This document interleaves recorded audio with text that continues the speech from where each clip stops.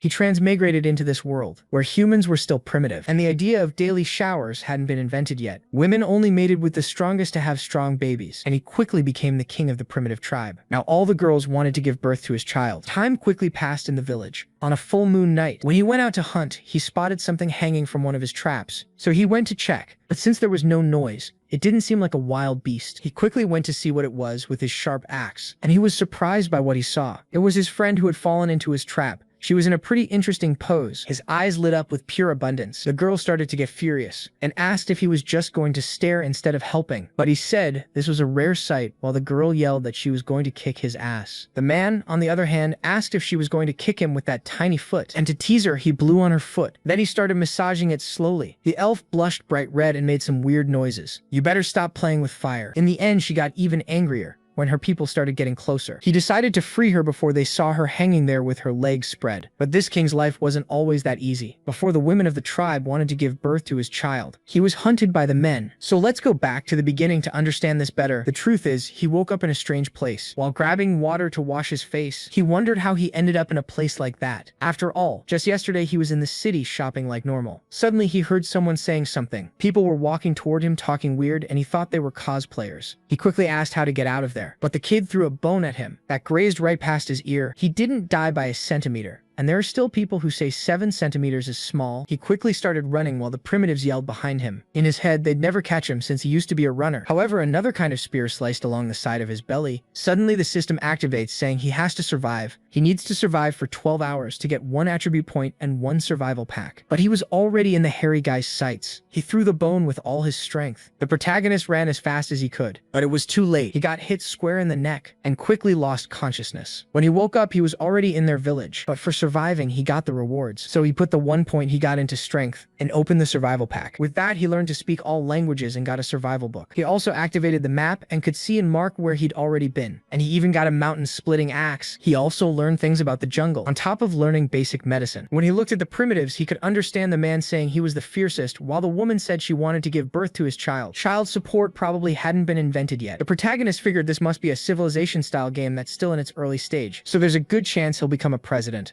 or maybe even a god in these lands.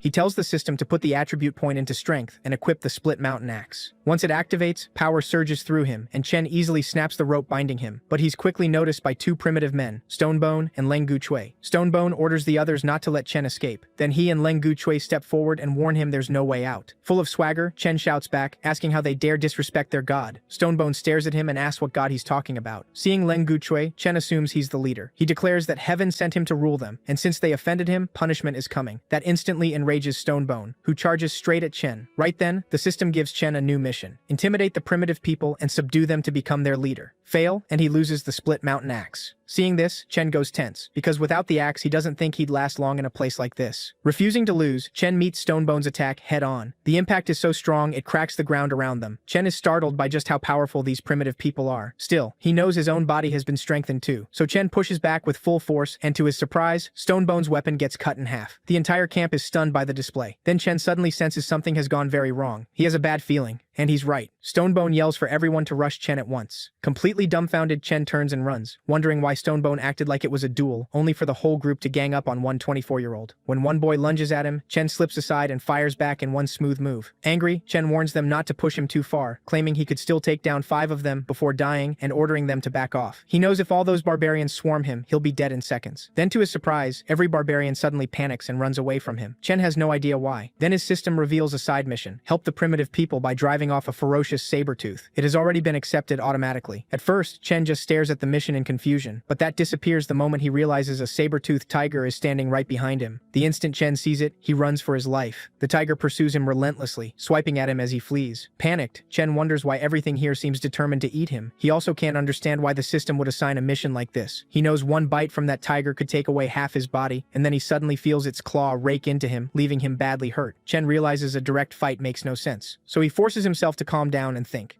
Then he spots smoke from the fire and remembers that saber-toothed tigers, like most beasts, fear flames. Chen decides to use that to his advantage. He starts planning a way out, even shouting a challenge at the tiger to face him head-on. When it attacks, Chen tries to slide down and evade it, but to his horror, the beast uses his body like a springboard and leaps off him. Shaken, Chen takes off again, deciding movies have lied to him. Out of options, he dashes toward the bonfire, using plants and nearby cover to make it there alive. By dodging and hiding, Chen finally gets close to the fire. He snatches up a burning stick and waves it at the tiger, trying to scare it off. To his relief, the beast really is afraid of the flames. Chen calls for it to come fight, but deep down, he's praying it just retreats. Then he hears a strange sound and tenses, wondering if some even bigger monster is coming. As another beast's roar echoes out, the saber-toothed tiger stiffens in fear and bolts. Watching it flee, Chen wonders what could have scared it that badly, and if it's running, what should he do next? Then the system announces the mission is complete and rewards him with 2 attribute points. Hearing the sounds again, Chen decides his safety comes first and gets out of the area. He tells the system to add 1 point to strength and 1 to agility. With his speed boosted, he sprints back toward the primitive people. Chen can immediately feel how much faster and lighter he is. Seeing him alive, Stonebone is stunned and asks how the saber-toothed tiger didn't eat him. Chen just smiles and says the beast was nothing more than a kitty to him. He beat it so badly it ran off in fear. After that, Chen grins, hoping the primitive people will finally admire him. Then Chen gets another mission: help them build homes, form a tribe, and raise the population to 50 within 18 days. He counts the group and realizes there are only 15 people total, children included. To reach 50, Chen concludes he'll have to absorb other tribes into theirs. That night, everyone else falls asleep, but Chen can't. He's starving. So he decides to look for food himself. He notices the primitives are bold enough to sleep without posting any guard at all. Still, his stomach growls again and food takes priority. He remembers the roasted lamb from earlier, but hesitates, uneasy. If something could frighten a saber-toothed tiger, then something truly terrifying must be nearby.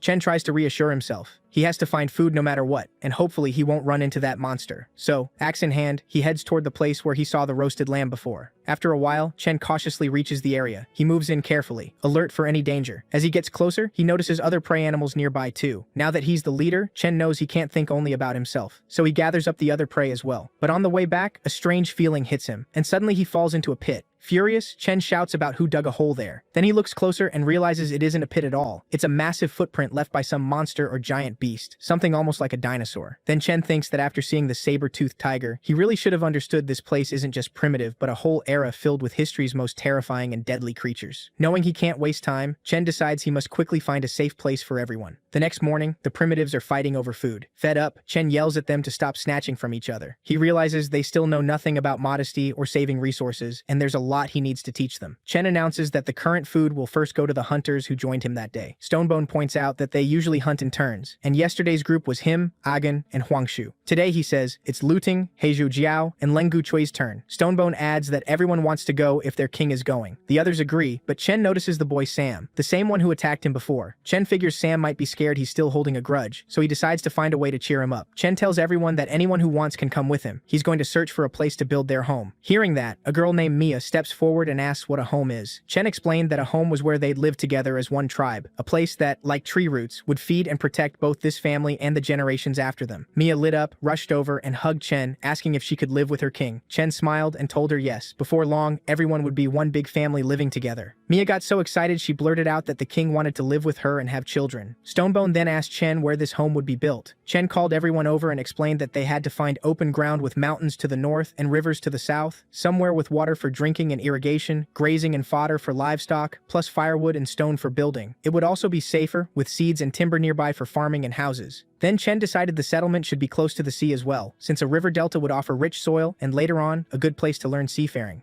Sam spoke up, saying he knew a place just like that. Pleased, Chen asked if Sam could guide them there. Sam said it wasn't far, but warned against going. There was a herd of cows there, and they were dangerous. That only puzzled Chen. Why fear cows when they meant plenty of meat and useful resources? So he decided the herd would become their prey, and told everyone to prepare. They were heading east toward their future home. The scene shifted to the place Sam had led them to. Sam assured Chen the route was safe, so they could move ahead without concern. Chen told them not to waste time, and said they shouldn't fear the saber-toothed tiger. It had already been driven off, and if it returned, he'd protect them. Sam explained that once they reached the mountaintop, they'd be able to see where the cows gathered. At the summit, Sam nervously told everyone to hide. The cows were below. Chen immediately wondered if some other monster was nearby too. Then he caught the scent of the sea and asked his system to open the map. What he saw pleased him. The area looked perfect for building a city. Out of nowhere, Sam yanked him back and motioned for silence, warning that the herd might hear them. After a while, Chen checked his manual and found 3 plants and 2 animals in the area ahead. The plants were green sunflower grass, dragon wine, and big sabaki, while the animals were gray squirrel squirrels, and pincer wasps. Since there was still no information on the cow herd, Chen asked Sam exactly where they were. Sam said the herd stayed in a small forest by the river bend, then offered to lead them closer. Half an hour later, they reached the forest, where Sam warned that one more step might alert the cows. Chen found the silence strange and couldn't understand why Sam was this worried about cows. Then his scan suddenly changed, and he tensed up, thinking giant monsters were nearby. To his relief, there was only one animal in the area. Chen asked Sam if he'd remembered wrong, but before Sam could answer, Chen saw a tree move. Sam told him to look up, and when Chen did, he froze in shock, wondering what kind of monster he was seeing. The system identified it as an iron-black horn cow. Hiding behind cover, Stonebone nervously asked if they were really planning to hunt that thing. Chen, just as tense, said yes, and ordered them to set an ambush while he went to evaluate it himself. The others stared at Chen in awe, thinking he was unbelievably cool. But behind the tree, Chen was nearly in tears, wondering how things had come to this. He didn't want the tribe to die, so now he'd have to trust his agility stat. He took another look and realized even the cow's forelimbs were bigger than he was, so he tried to find the right moment. Keeping calm, Chen tried greeting it, but the instant it saw him, its face twisted and it roared. The moment he moved closer, the entire herd charged after him. Chen splashed across the river, yelling for them to stop chasing him. Back with the tribe, they misunderstood completely, believing their king was bravely drawing the whole herd away to protect them. As they whispered among themselves, Chen hurled himself off a ridge without hesitation and landed on it. Suddenly, the ridge shook, and Chen wondered what had just happened. Looking down, he saw one of the cows had slammed into the mountain because it couldn't stop. That gave Chen an idea for bringing the whole herd down, because he'd realized the cows couldn't climb that high. When he looked back, Chen wondered what to do next. He couldn't climb down with those enraged cows waiting below, so he had no choice but to keep going up. Chen climbed higher, and when he reached the top, the view left him stunned. It was exactly what he'd been searching for.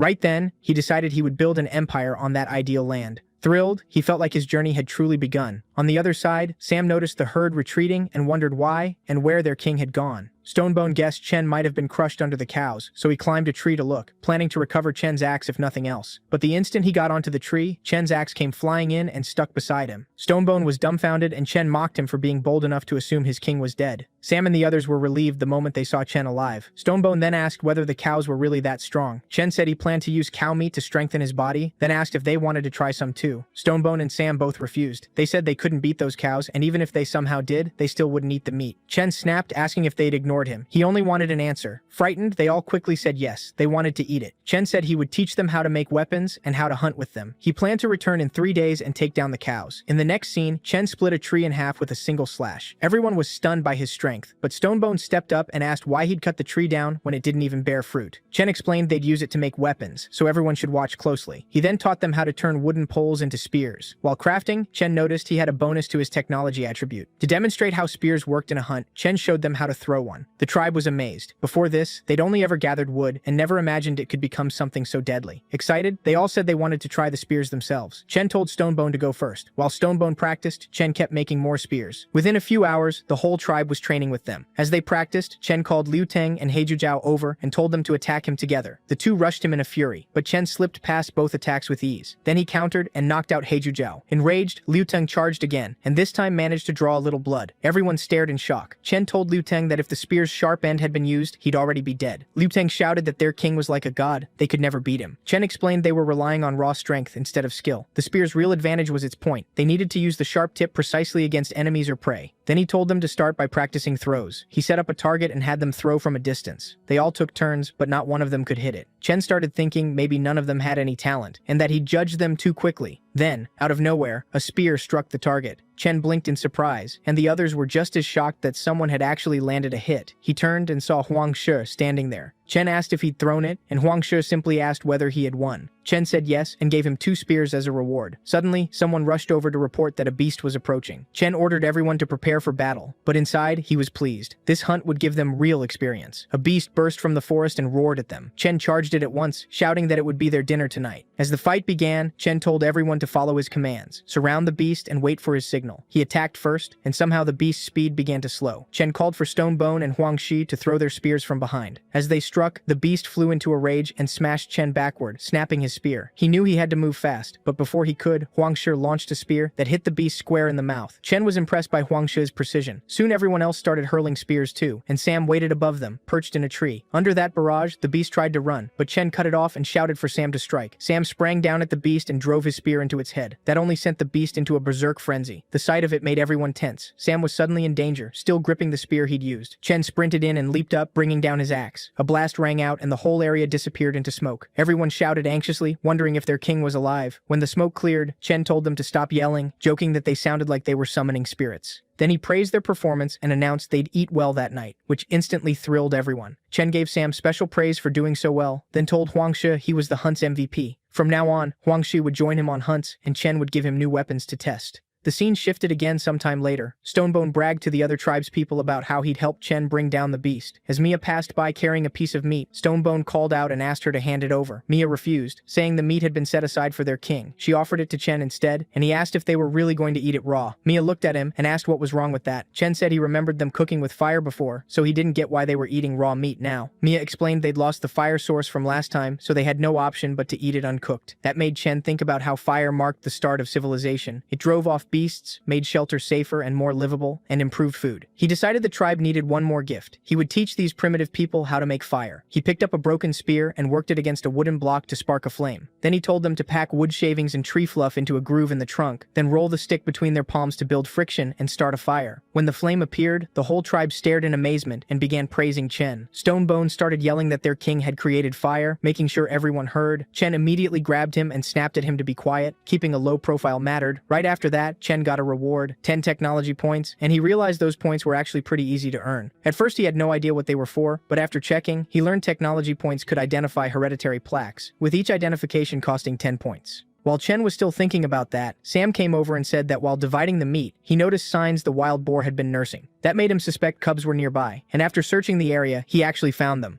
At once, Chen got a side quest: pen up the boar cubs and domesticate them. The system asked whether he wanted to accept. Chen sent Mia and Sam together to bring the cubs back. He warned them to be careful and not injure the little boars. He wanted every one of them alive. Mia grabbed Sam's hand and the two ran off toward the cubs. Chen decided to build a pigsty before they returned, so he called for Stonebone to come after eating. He had work for him. Then the scene shifted to evening, with Stonebone hauling branches and asking his friends why their king wanted so many. When they got back to the den, Stonebone saw everyone making something unfamiliar. Puzzled, he asked Huangshu what it was. Huangshu said the king called it grass rope, and it was stronger than the vines they usually used. He also explained how to make it. First they had to smooth the straw, then braid it into rope by crossing the strands. Stonebone only got more annoyed, because he still had no clue what was happening. Chen told him to stop standing around and bring the branches over. Then he had everyone pick up the branches and tie on the grass ropes in a set pattern. They needed to build at least 5 wooden frames. After that, Chen told them to set the frames into pits he'd dug, then lash the tops together so they formed a cage shape, covering it neatly with straw. The moment it was finished, the whole tribe rushed into the pigsty and started fighting over it, each wanting to live there and bear the king's children. Chen stiffened at the sight and told them the pigsty wasn't for them. Just then, Sam and Mia came back carrying the cubs. Chen told Sam to place the boar cubs inside the pigsty. Hearing that, Stonebone ran to Chen in tears, shouting that he couldn't do such a thing. He kept protesting, asking how a nest that good could be wasted on wild boars. Aegon clung to Chen too, agreeing with Stonebone. They all wanted to live in that nest. Stonebone added that they wanted a home where they could cuddle with the king. Chen furiously shoved them away, saying he had no interest in cuddling with a man. Then he said he didn't care if they wanted the pigsty now, but once proper houses were built, neither of them would get a spot. Aegon froze, then quickly said that if a better nest existed, he was fine living somewhere else, and Chen could let Stonebone have this one. Stonebone refused too. Chen ignored the whining and told Sam to put all the boars inside the pigsty. Huangshu came over and asked why they were raising wild boars if the animals were supposed to be food. Chen asked whether they wanted plenty to eat without hunting. Huangshu eagerly said yes, and Chen explained that if they raised the cubs and bred more piglets, they'd have a steady food supply. That completed the beast taming quest, and Chen received his reward. When he opened it, he found a packet of salt in the supply chest and also learned a recipe for fried clams. Chen stared at the reward, wondering if the system wanted him to become a chef despite their primitive level of technology. The system hinted that finishing recipe tasks could unlock special rewards, so after seeing that, Chen decided to try cooking. Late that night, everyone else was asleep. Only Chen and Sam were still awake. Chen praised Sam for working hard every day. Sam said that since he'd caused trouble when they captured him, he felt it was only right to endure more. Chen laughed, hugged him, and assured Sam he wasn't holding any grudge. Then he asked whether any other tribes like theirs lived nearby. Sam said they had met a few, but none were friendly, and they looked quite different from his own people. Chen asked him to explain where those tribes were. Sam said he knew of 3 nearby clans: the Coconut Grove clan, the Bay clan, and the Giant Stone clan. They were all fairly far away. Reaching any of their territories took at least a full day and night of travel. Chen asked for details on each group. Sam began with the Coconut Grove clan, around 30 or 40 people, not fond of fighting, good at long-distance travel, and led by a powerful woman. Next was the Bay clan, also 30 or 40 strong, but much more intimidating. According to Sam, they were always fighting among themselves. Finally, he described the giant stone clan, the strongest of the three and the most numerous. They usually lived on a mountain to the southwest and only came down sometimes. Sam added that he'd heard the giant stone clan's leader had divine power and could kill a tiger barehanded. After hearing all that, Chen figured that if Sam's information was right, the Coconut Grove clan would be the best first group to absorb. The others sounded too troublesome and volatile, so he'd need a peaceful way to bring them in. Then, sensing someone behind him, Chen turned and found Mia hugging him from the back. She asked why he wasn't asleep and whether he wanted to do something exciting with her. Tensing up, Chen gave a firm no. Mia sat down in an odd pose and asked if she looked like a kitty. Chen got even more nervous and quickly grabbed Sam by the hand, saying Sam seemed to need help with something. He'd talk to her later. Then he ran off with him. Mia looked a little hurt by his reaction. The next morning, the scene shifted again. Chen and Sam were waiting by the seaside for the Bay clan to show up. Before long, the Bay clan arrived at the shore to hunt a dodo bird. Chen was glad they'd finally appeared after a night of waiting, but then he noticed the Bay clan members starting to fight each other over the bird. He wondered if his tribe could absorb the Bay clan, not just to grow in numbers, but to secure resources like dodo birds. Sam pointed out that their tribe had less than half the Bay clan's numbers, so they couldn't win a direct fight. Chen figured stronger weapons might change that. But first they had to deal with the herd of cows. After that, those new resources could help them craft even better weapons and gear. With that, they headed back to the den, and everyone brightened as soon as Chen returned. Stonebone said they'd thought their king had abandoned them. Chen apologized for worrying everyone and told them they still had plenty to do. He ordered Stonebone to keep practicing spear throwing and put Huangshu in charge of training the others, giving him one day to make them as skilled as possible. Then Mia came over holding a leaf, saying it was very comfortable to use after going to the bathroom. Chen replied that he actually needed help sharpening wooden spears, so Mia should gather the women and collect rocks. Sometime later, Mia returned with the other women, each carrying stones. She asked if these rocks would work. Chen said yes, then explained that they needed to grind the stones on a whetstone until they formed a sharp edge or point. After that, tie the sharpened stone to a wooden shaft with rope, and just like that, they'd made a stone-tipped weapon. The women were impressed, but Chen got annoyed when the reward for it turned out to be only 1 point. He then told them to keep following his instructions and show him what they made.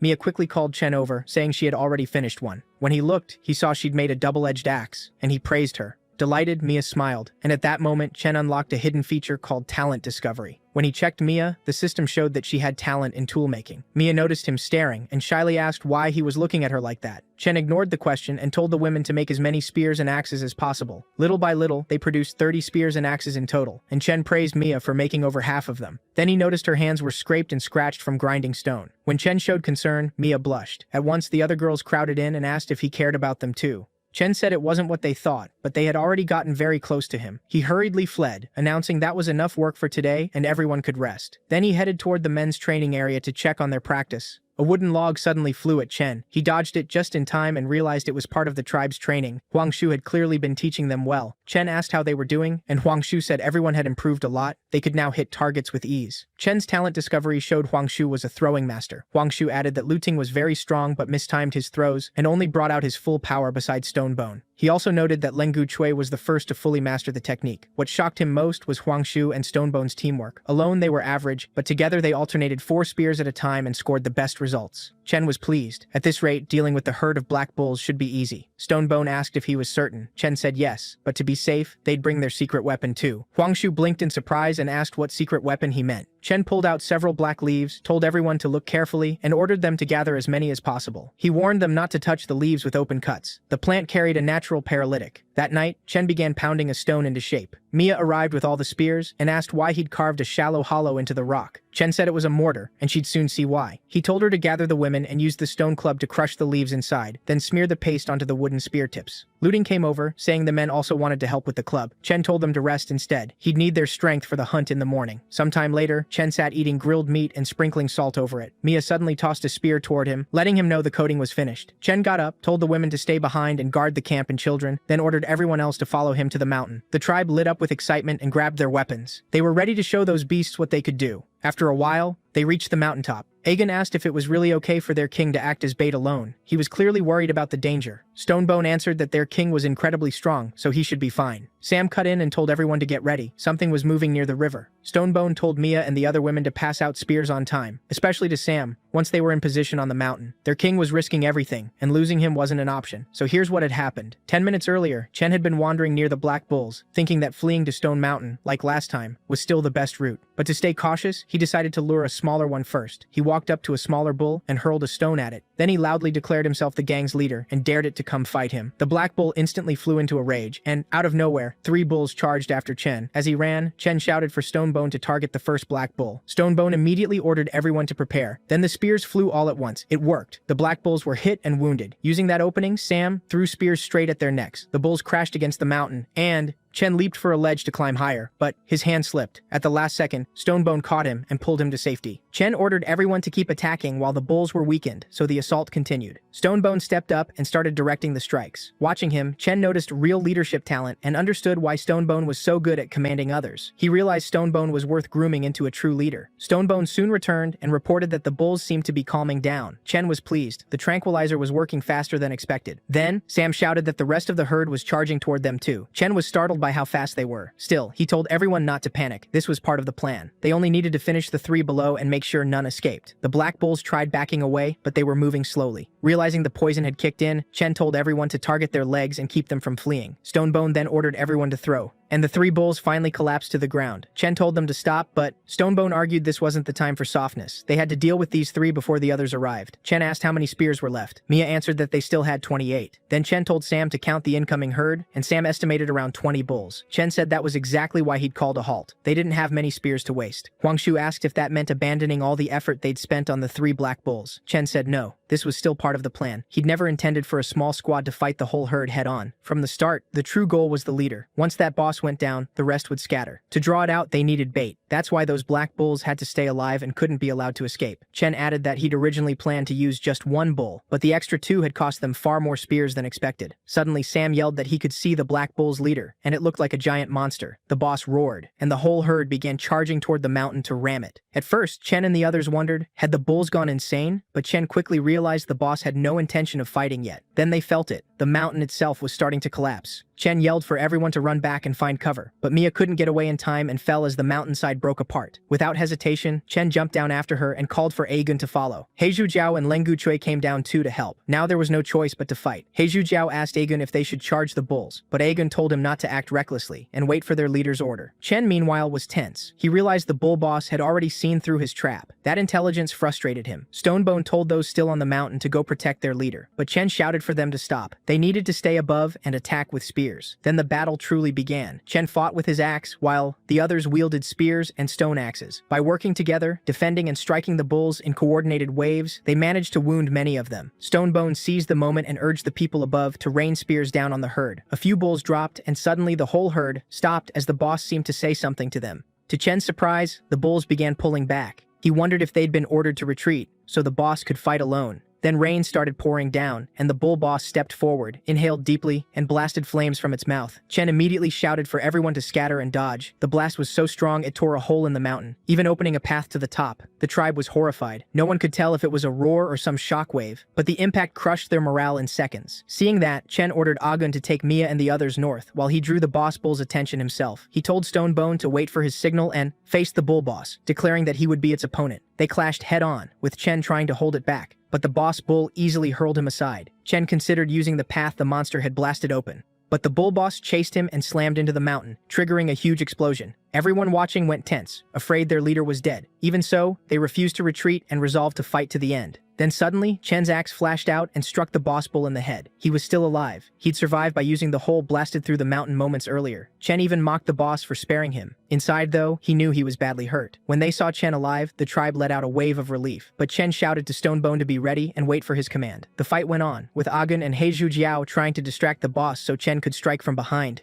Aegun bravely leaped in, only to be caught and wounded by the beast's horn. Chen rushed forward and slashed at the bull boss's face, freeing Aegun from the horn's tip. The boss unleashed another burst of flame, but everyone dodged, and Chen answered with a clean hit. The strike opened a wound in the monster's body. Chen immediately yelled for Stonebone and Sam to aim their spears at that wound. They hit the mark, and the boss bull staggered before crashing to the ground. For a moment, everyone wondered if they'd finally won and started celebrating. But Chen stayed uneasy. Even with their leader down, the rest of the herd just stood there, waiting. Then, out of nowhere, the boss bull rose again and lunged at Chen, unleashing a furious stream of flame. Stonebone and Huangshi were stunned by the sight, and Chen tensed too, realizing he'd let his guard down for a fatal moment. Now, The bull boss tore the spear from its own body and hurled it straight at Chen. Wounded and too slow to move, Chen thought this might be the end. Then, to his shock, Mia stepped between them and took the spear herself. Chen froze in disbelief, a flood of memories with Mia flashing through his mind. A burst of pure rage suddenly flooded through Chen. Even as the system warned his body was overloading, Chen ignored it and lunged straight at the bull. He brought his blade down with everything he had, cleaving the bull boss from head to tail. This time, the monster was truly split in two by Chen's full-powered strike. Consumed by fury, Chen roared at the remaining bulls to come at him, challenging any beast that wanted to die to step forward. But as the herd glanced at one another, Chen took one step ahead, and they broke, retreating in panic. Once they fled, Chen finally relaxed, but his system immediately warned that his life was in danger. A moment later, he coughed up blood and started to black out, sinking slowly. Everyone rushed over, but before passing out, Chen looked to Mia and told them to fetch the hemostatic ointment and apply it. Several days later, in a pigsty, Chen finally woke from his unconscious state. Opening his eyes, he found Ayu standing before him. His first question was whether this was the pigsty he had built, but Ayu shook her head. After driving off the bulls, they had moved here, and this shed was made for him. She told him to stay down while she went to tell everyone he was awake. Chen stopped her, asking about Mia and Lang Guchui first. Ayu said they found Lang Guchui barely alive, but he recovered fast. Since waking, he'd been standing guard outside Chen's shelter. Mia was hurt more badly, she added, but the king's divine medicine saved her. As long as she kept resting, she would recover. Everyone else was fine too. Relieved, Chen heard Ayu add that over the past 4 days, everyone's condition had stabilized. Chen jolted. What did she mean? 4 days? He checked the system and saw she was right. 4 days were gone, leaving him only 11 days to finish the mission. Ayu, confused, noted that their king often stared into empty air as if lost in thought. He tried to get up and failed. Ayu urged him to rest, but Chen insisted he was fine and told her to summon Stonebone at once. She nodded and hurried out of the shed. Left alone, Chen realized that without any fighting strength or deterrence, if others learned the truth, their mission could collapse instantly. Now that they had relocated, they needed a fence immediately, and later, sturdy wooden walls for real protection.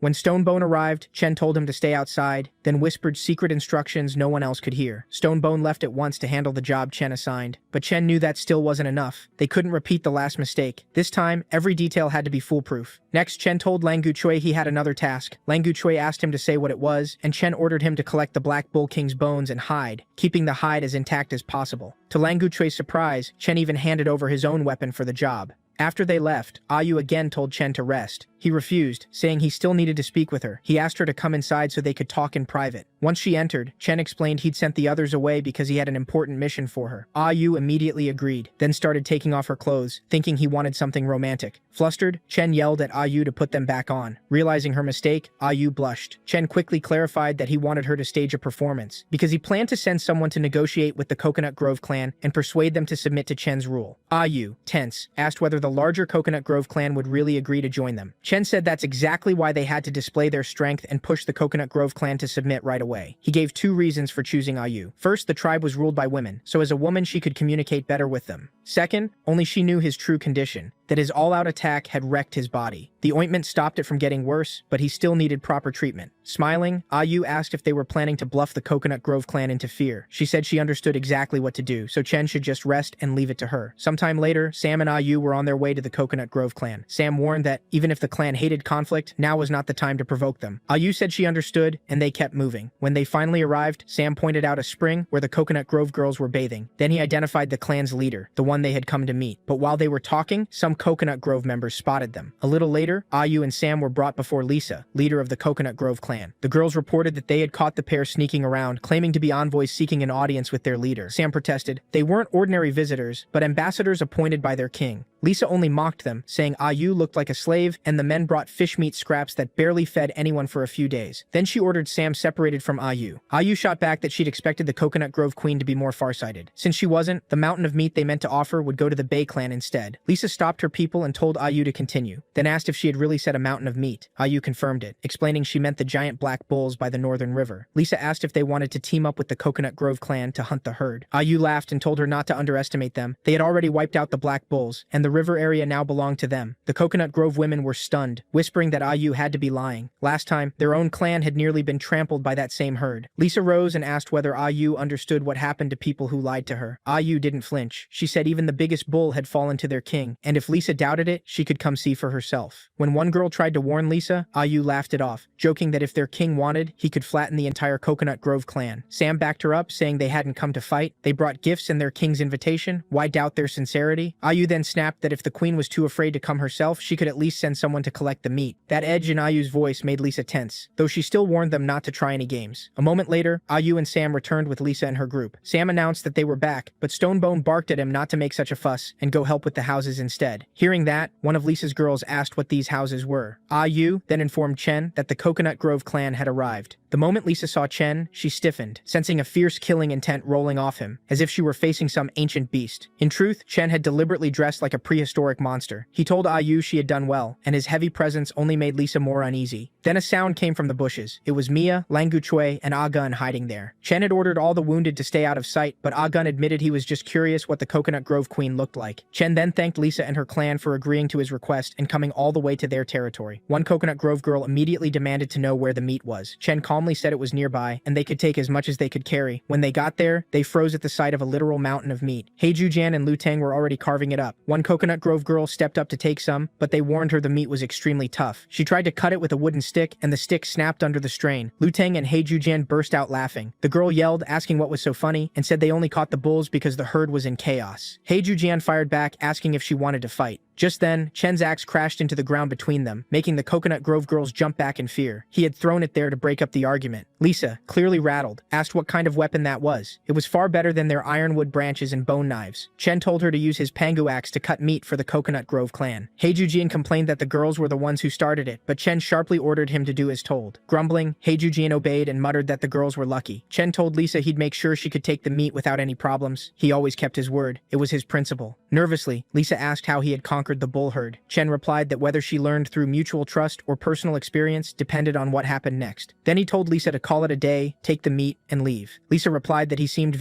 Lisa called him cold-hearted. Chen meanwhile tensed up. His dramatic axe throw had been a bit much, and without the bullhide bandage, his wound would have likely split open again. Then it did. Blood started seeping out, and Chen instantly worried. Thankfully, Ayu distracted Lisa, giving him just enough time to hide the wound. Ayu told Lisa they also had some powerful weapons they could offer the Coconut Grove clan. But Lisa turned back and refused, saying those weapons didn't suit her people. She told Chen the Coconut Grove clan had strong weapons too, ones they hadn't shown him yet, and hoped they'd never need to use them. After that, Lisa ordered her clan members to take what they could and return. Ayu added that if it wasn't enough, they could come back. But sooner was better, since other clans still needed their share. On the way back, Lisa asked how the investigation was going. A few more girls appeared to report. Lisa had secretly stationed them nearby to watch everything from hiding. One of them, Maya, said they saw the men building something called a house, and from inside it, they sometimes heard boar growls, so there might be boars kept there. Lisa was stunned, wondering if Chen had really made such a fine shelter for boars. Maya added that even more shocking, Chen's clan seemed to have mastered the fire god's power. Lisa flatly said that was impossible. Maya explained they had seen fire appear from nothing and used it to roast meat. She hesitated before saying more, but Lisa pressed her to speak plainly. Maya then said Chen's clan had only a little over 10 people altogether, including a few children and old men. Still, she suspected they were deliberately hiding their true numbers. Lisa demanded to know why they hadn't searched more carefully. Maya said the nearby trees had been cut down, so getting closer would have exposed them. They had no choice but to watch from the woods at a distance. Lisa simply replied, "Okay," then suddenly lashed them with her whip. She warned that if they made excuses again, next time the punishment would be far worse than a whipping.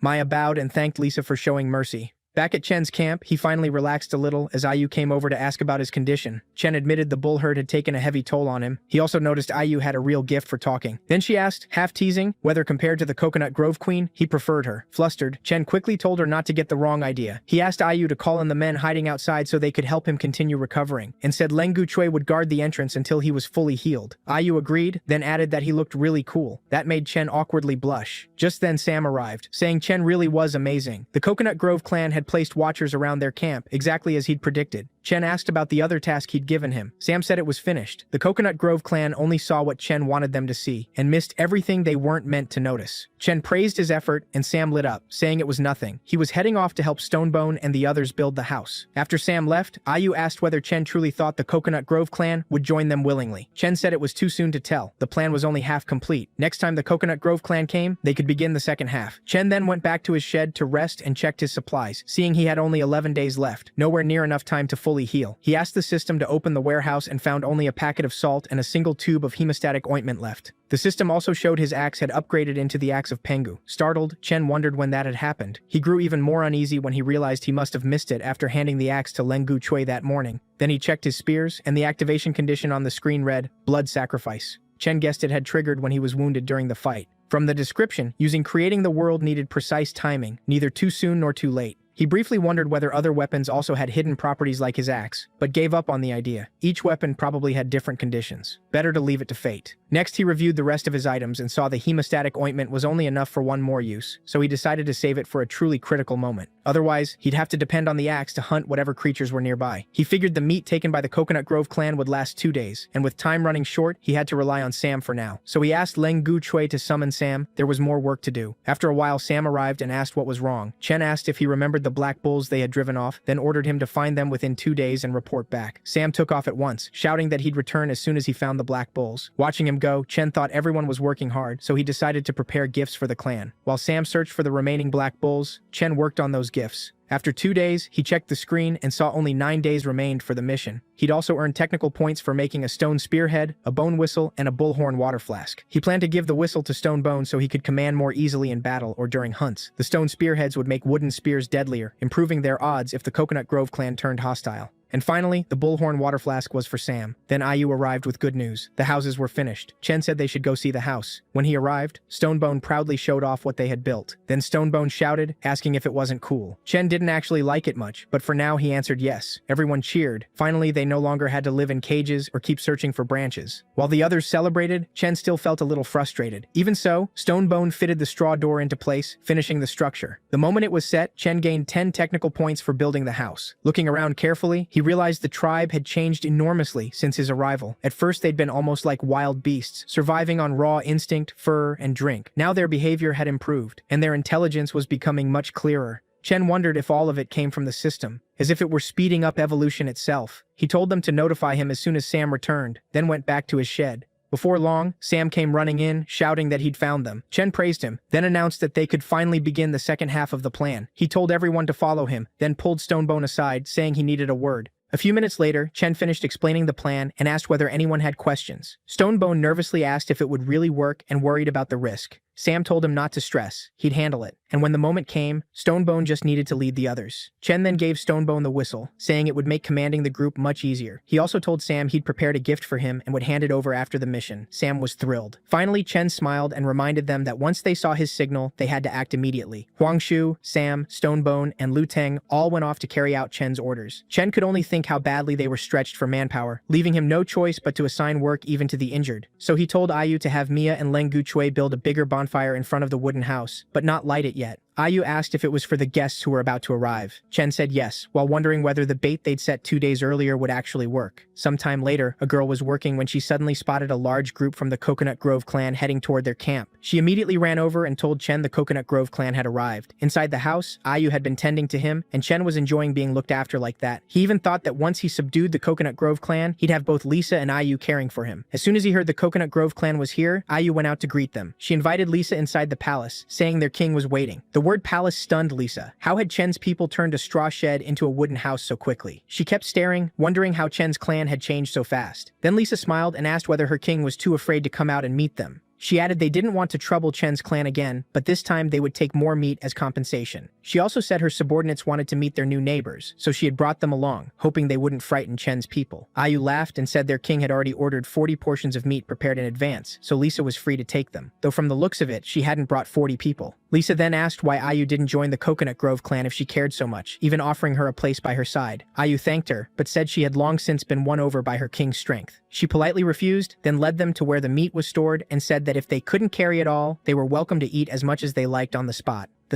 She added that if cutting the meat was hard, they could ask Chen's warriors to help. Lisa told her people to eat and stay calm while she went to see Chen herself. When Lisa entered, Chen greeted her with easy warmth. Seeing Chen in that refined house made Lisa flush. Still, she kept her poise and asked if this was really his place, admitting it looked pretty decent. Chen noticed her interest in the house and decided to impress her further. He said this was only a temporary shelter. Once the real palace was built, this one would go to the tribes. Lisa froze, then asked if he truly planned to let his people live in a place like that. Chen said he knew it was rough for now, but later he would build them better stone houses. Then, without warning, Lisa suddenly pulled out her whip and bound Chen with it, leaning in close. Tense, Chen asked what she was doing. Lisa said no one understood men better than she did, and she knew plenty of ways to make him hand over those strange things willingly. She wondered if that would be enough to break him. Chen found it far too stimulating, but kept a stern face and laughed. Did she really think this could force him and that he'd have no backup plan? Inside, though, Chen was panicking. He had no backup at all. Things had slipped out of control, and his unhealed injuries made fighting hard enough already. To Chen's relief, Ayu suddenly entered and announced that the feast was ready. But when Ayu saw Chen and Lisa like that, she froze and blurted that Chen shouldn't be doing such things. Lisa withdrew the whip, and Chen said they'd talked enough. It was time to go out and barbecue. He asked Ayu whether the fire had been lit. Meanwhile, Lisa wondered if Chen's calm under her pressure meant he truly had a hidden plan or simply didn't fear death. Compared with her own people, his composure felt very different. Outside, the Coconut Grove girls cheerfully called Lisa over, saying the grilled meat smelled amazing. Chen also handed Ayu some salt to pass around to the Coconut Grove clan. Ayu gave it out, telling everyone to sprinkle a little on the meat to improve the taste. Lisa sharply demanded to know what Ayu was putting on the food. Ayu shot back that if Lisa was scared, she didn't have to eat. But once Lisa saw her clan members praising the flavor, she understood. Chen was pleased too, hoping they'd keep eating and buy Sam and Stonebone more time to finish their job. The scene shifted to Stonebone and the others, waiting near the black bulls. Liu Teng asked why they were hunting bulls again when they already had enough meat. Stonebone said they weren't here to hunt. He told Liu Teng to stop asking and follow orders. Then Huang Shu's signal came, and they all hurled their spears at the black bulls. The whole herd bolted. Stonebone shouted to Sam that the bulls were charging his way. Sam told them not to worry and leapt from the tree, driving his spear into a bull's neck. After landing the hit, Sam yelled that he'd done it. The bull was his now. Wounded, the bull began thrashing and running wildly. Sam forced himself to stay brave. He knew he could handle it. From afar, Huang Shu saw the herd turning east. Stonebone signaled Sam, and Sam realized the direction was wrong. He steered the bull to the right, sending it rushing west instead. The scene cut back to Chen's den, where the Coconut Grove girls were eating happily and at ease. Chen waited for the signal when suddenly a defender from the Coconut Grove clan came sprinting toward the den. Lisa saw her and demanded to know why she looked so panicked. Through tears, the girl said a group of crazed black bulls had stormed their camp, wrecking everything, and their defenders couldn't stop them. Lisa shot to her feet and ordered everyone back to the base, swearing she'd make those mad bulls pay. But inside, she was shaken. Her clan had always stayed away from the black bulls, so what had suddenly caused this? Back at the Coconut Grove camp, the girls couldn't drive the bulls off. They fired slingshots, but the shots barely fazed the beasts, so they rushed into close combat to save the sisters trapped below. But the moment one girl jumped down, a bull attacked and nearly hit her again. Just then, Lisa arrived and snared the bull's leg with her whip. Seeing her, the others brightened. Lisa shouted at the crazed beasts, furious they dared hurt her people. She dropped one bull, but that still wasn't enough. It got back up and charged straight at Lisa, hurling her through the air and knocking the whip from her hand. Chen appeared just in time and caught her. He asked if she was all right. Lisa, frustrated but steady, said she was fine. She just couldn't understand where the bulls had come from. Nearby, Huang Shu, Sam, Liu Teng, and Stonebone awkwardly hid their faces, since they were the cause.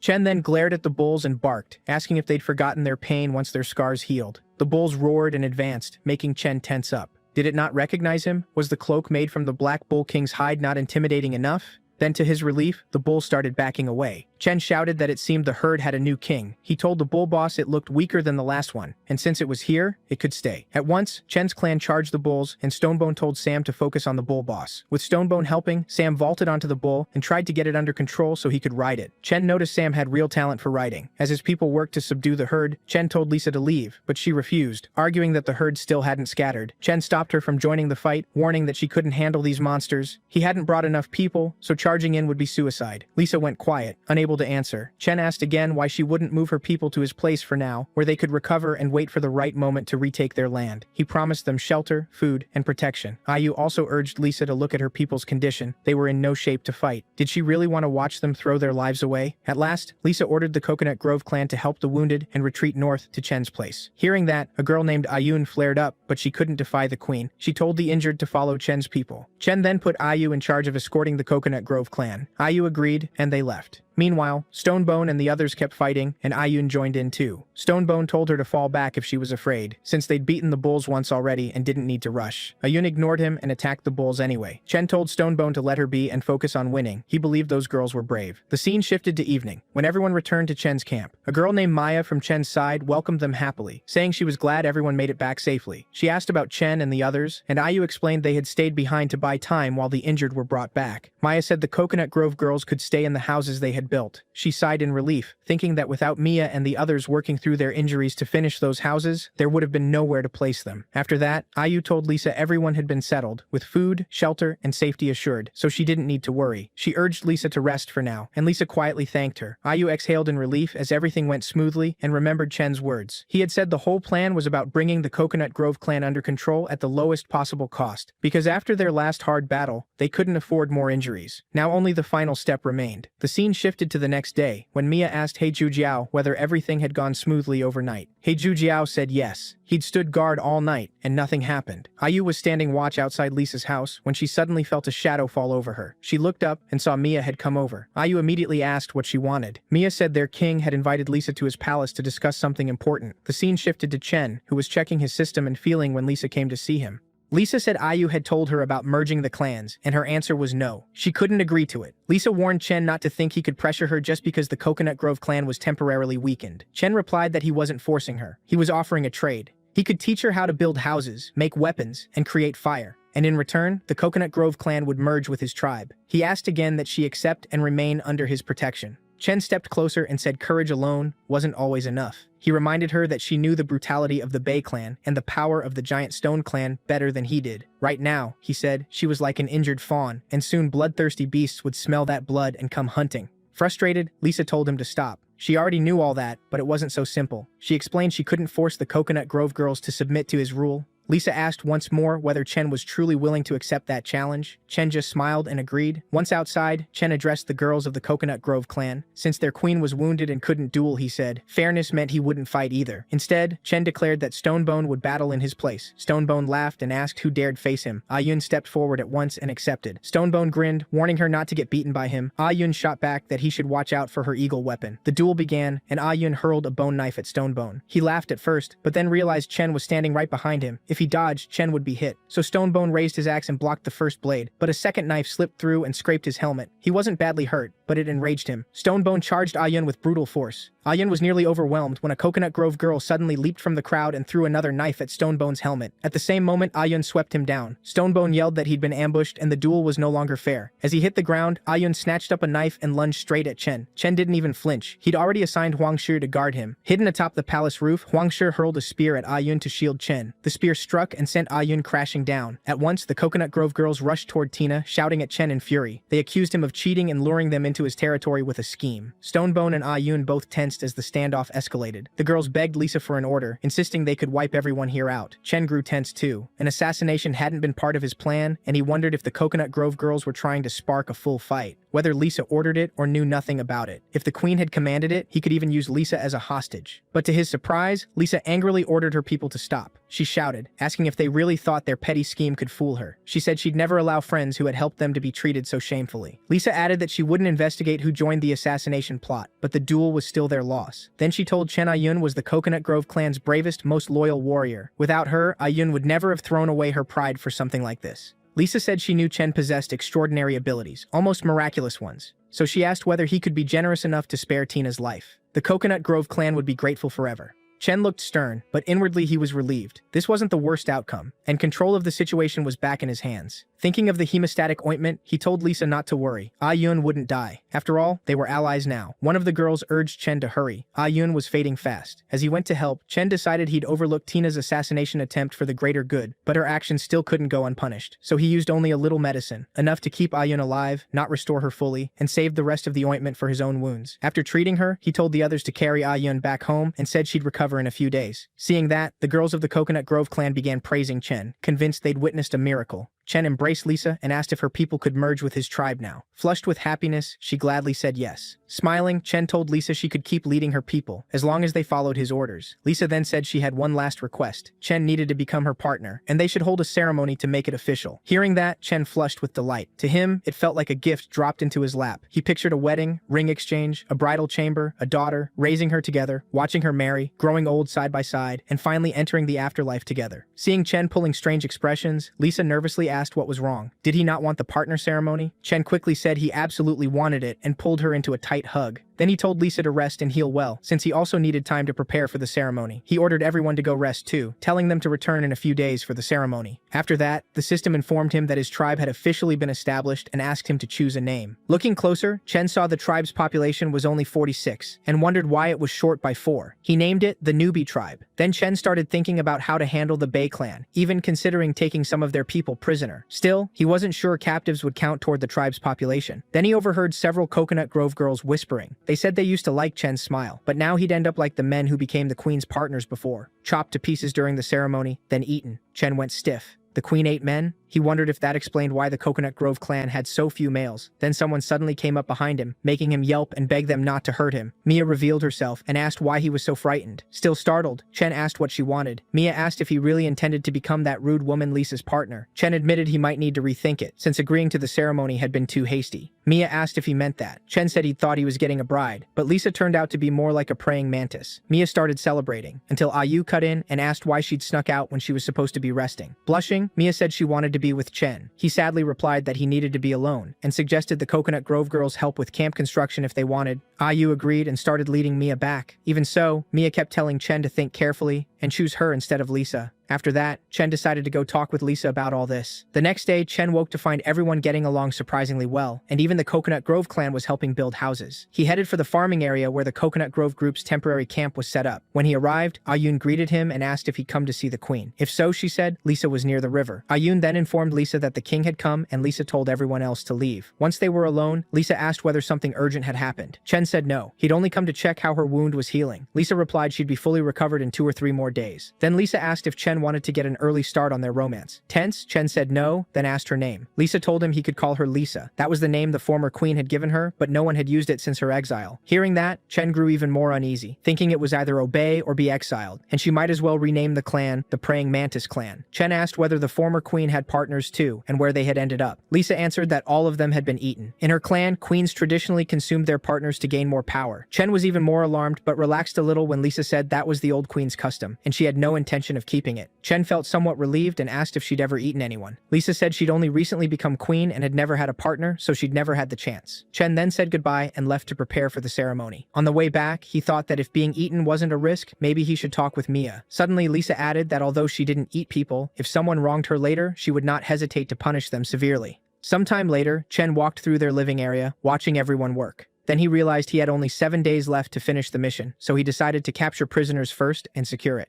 Chen told Stonebone he would be away for a while. During that time, Stonebone was to organize everyone's work, and if anything urgent happened, send someone to find Chen at the beach to the south. The scene then shifted to the South Sea beach, where Chen saw something shocking and wondered what had happened. Had the Bay clan been wiped out? Dodo birds wandered freely among the corpses, so Chen realized the area was safe for the moment. He inspected the Bay clan bodies and noted they still had some elasticity, with no smell of decay. Whatever battle killed them had ended not long ago. Chen also saw that their finger claws were unusually sharp, and the wounds matched those claws. He began to wonder if the water lunatics had turned on each other. That made finding any survivors even more urgent. There, he found a corpse with no internal injuries, but a face twisted in agony, as if it had died painfully. While Chen tried to figure out what had happened, Sam suddenly appeared out of nowhere, shouting that a group of Bay clan members was causing chaos back at their place. Hearing that, Chen immediately ran back toward the base. The scene shifted to the base, where Stonebone told everyone to stay close, save their strength, and get ready for close combat. They hurled wooden spears, but the Bay clan lunatics shrugged them off without a scratch. As the lunatics pushed closer, Stonebone told everyone to stay calm and fight however they could. Just don't let anyone get dragged into the water. Once that happened, they'd stand no chance. The lunatics rushed them, but a barrage of stones broke their charge. Right then, Queen Lisa's reinforcements arrived. Lisa asked Stonebone what was happening. Were these Bay clan enemies? And why had people from the southern edge suddenly shown up at their base? Stonebone said he had no idea. The lunatics had suddenly come out of South River and stormed the base like madmen.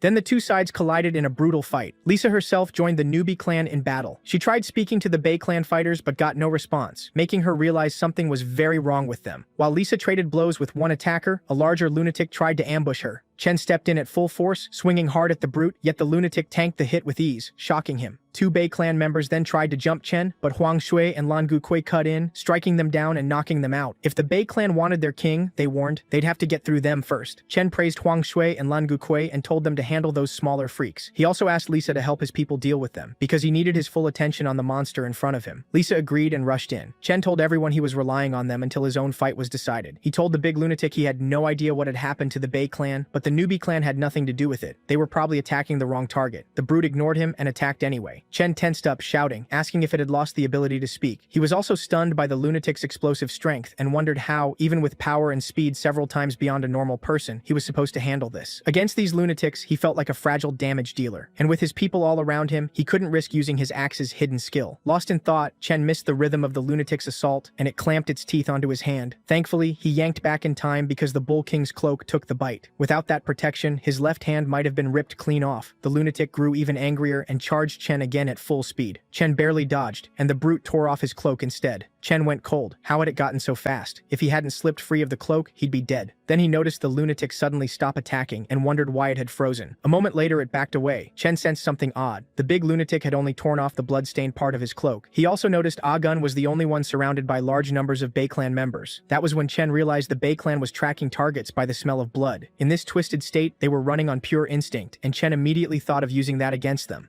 Just then, Sam came back and asked Chen what he needed. Chen ordered him to take 2 people and bring 3 cubs from the pigsty. Sam stared at him, confused, reminding him those boars were being saved for later use. Chen snapped at Sam to just do it, silently fuming that the Bei clan was forcing him to sacrifice 3 valuable boars, and he'd repay that later. He then told Lisa to pull all the wounded out of the fight. Soon Sam returned with the boars. Chen told him to release the cubs toward the river. The instant they were let loose, the frightened boars bolted for the water to find safety, but Huangshu was waiting with spears and struck the cubs. As soon as they were wounded, all the lunatics of the Bei clan turned toward them and began ripping them apart. While the lunatics feasted on the cubs, Chen ordered everyone to coat their spearheads with paralysis drug and avoid vital spots. Then, to his surprise, Huangshu said the Bei clan lunatics were acting strange again. When Chen looked over, he was stunned to see the lunatics twitching oddly before slowly collapsing to the ground. Chen angrily demanded to know if Sam had poisoned the cubs, but Sam denied it. That only made Chen more alert, and he ordered everyone to keep their distance and stay on guard. He couldn't figure out what was happening to the Bei clan or why this was occurring. Sometime later, the scene shifted to the farming area, where every Bei clan member had been locked in cages. Ayun told everyone to stay alert in case any of them moved. When the Bei clan captives woke up, they immediately started begging for help.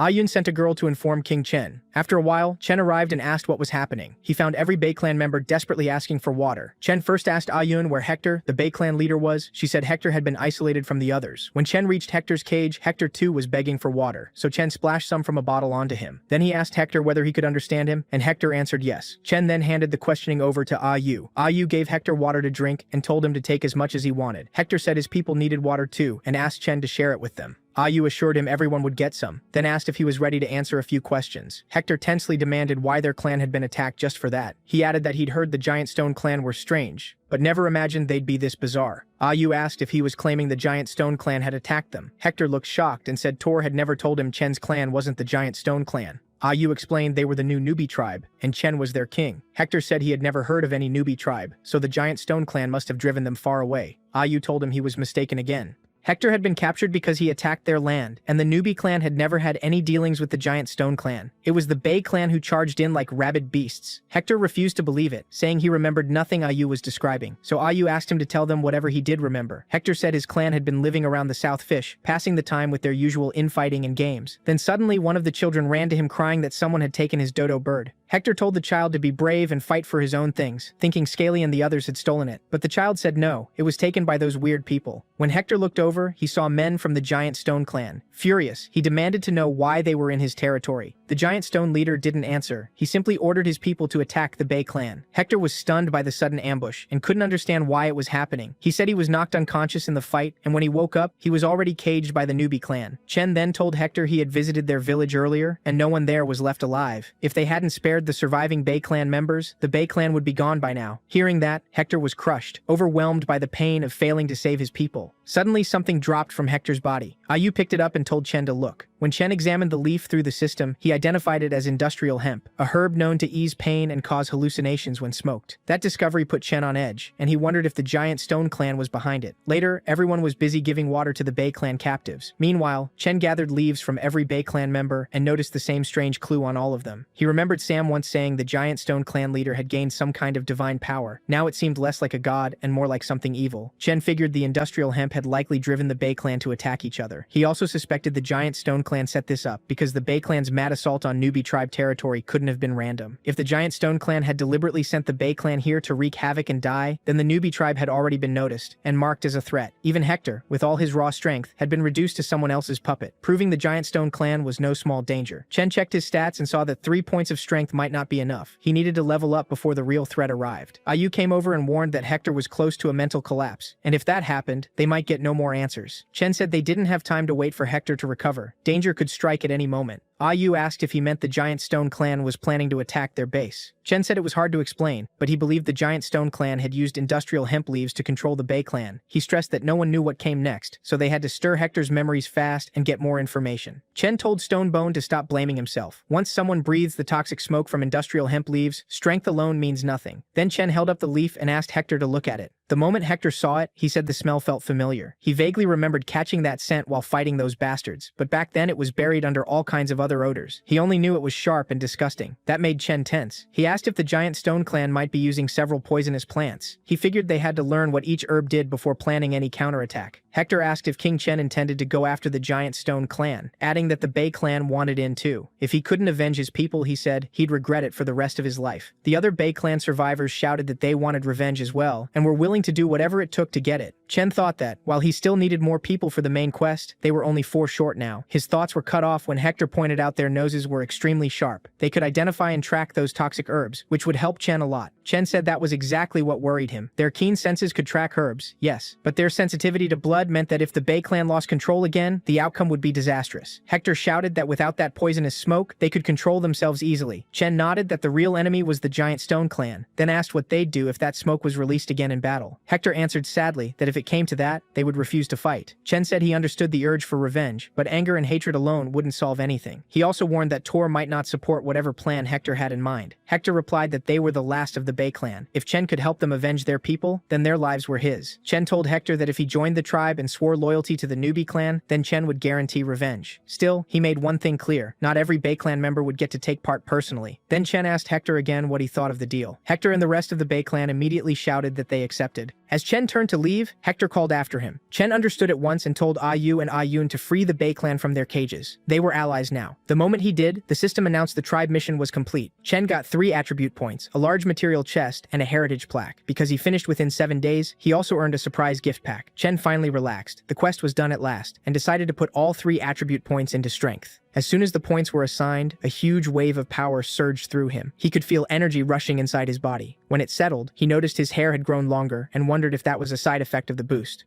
After that, Chen moved on to inspect the rewards. In the large material chest, he found 1 ton of hematite. That thrilled him. It meant he could skip the Bronze Age and move straight into the Iron Age. Next, Chen opened the surprise gift pack, hoping for something good. He was delighted to find 3 jars of hemostatic ointment. Compared with last time, this reward was far better. Then Chen told the system to bring out the heritage plaque. On it, he saw he had obtained a civilization item, though unlocking it would cost 10 technology points. He didn't hesitate and spent the points to identify it. The identification finished, and Chen received a plaque called Sense of Modesty. He immediately realized it could be an important step for their civilization's growth. He was especially pleased because it meant he no longer had to worry about men and women bathing together. He definitely didn't want anyone seeing Lisa bathe. With that done, Chen turned back to the bigger problem: how to handle the Giant Stone clan. Just then, Yu arrived. She was stunned by Chen's new body: taller, broader, more muscular. Chen brushed it off and asked what she needed. In reply, Yu asked whether he wanted her to negotiate with the Giant Stone clan and clear up any misunderstanding. Chen said there was no misunderstanding. The Giant Stone clan had already decided to destroy them. He called them the toughest enemy the Newbie clan had faced so far, the kind that could set others against each other and profit from the chaos. Yu asked nervously what their clan should do now, unable to hide her fear. Chen said their best move for now was to strengthen defenses, store food, and avoid provoking the Giant Stone clan until they were fully ready. In short, they had to hide their strength and wait for the right time.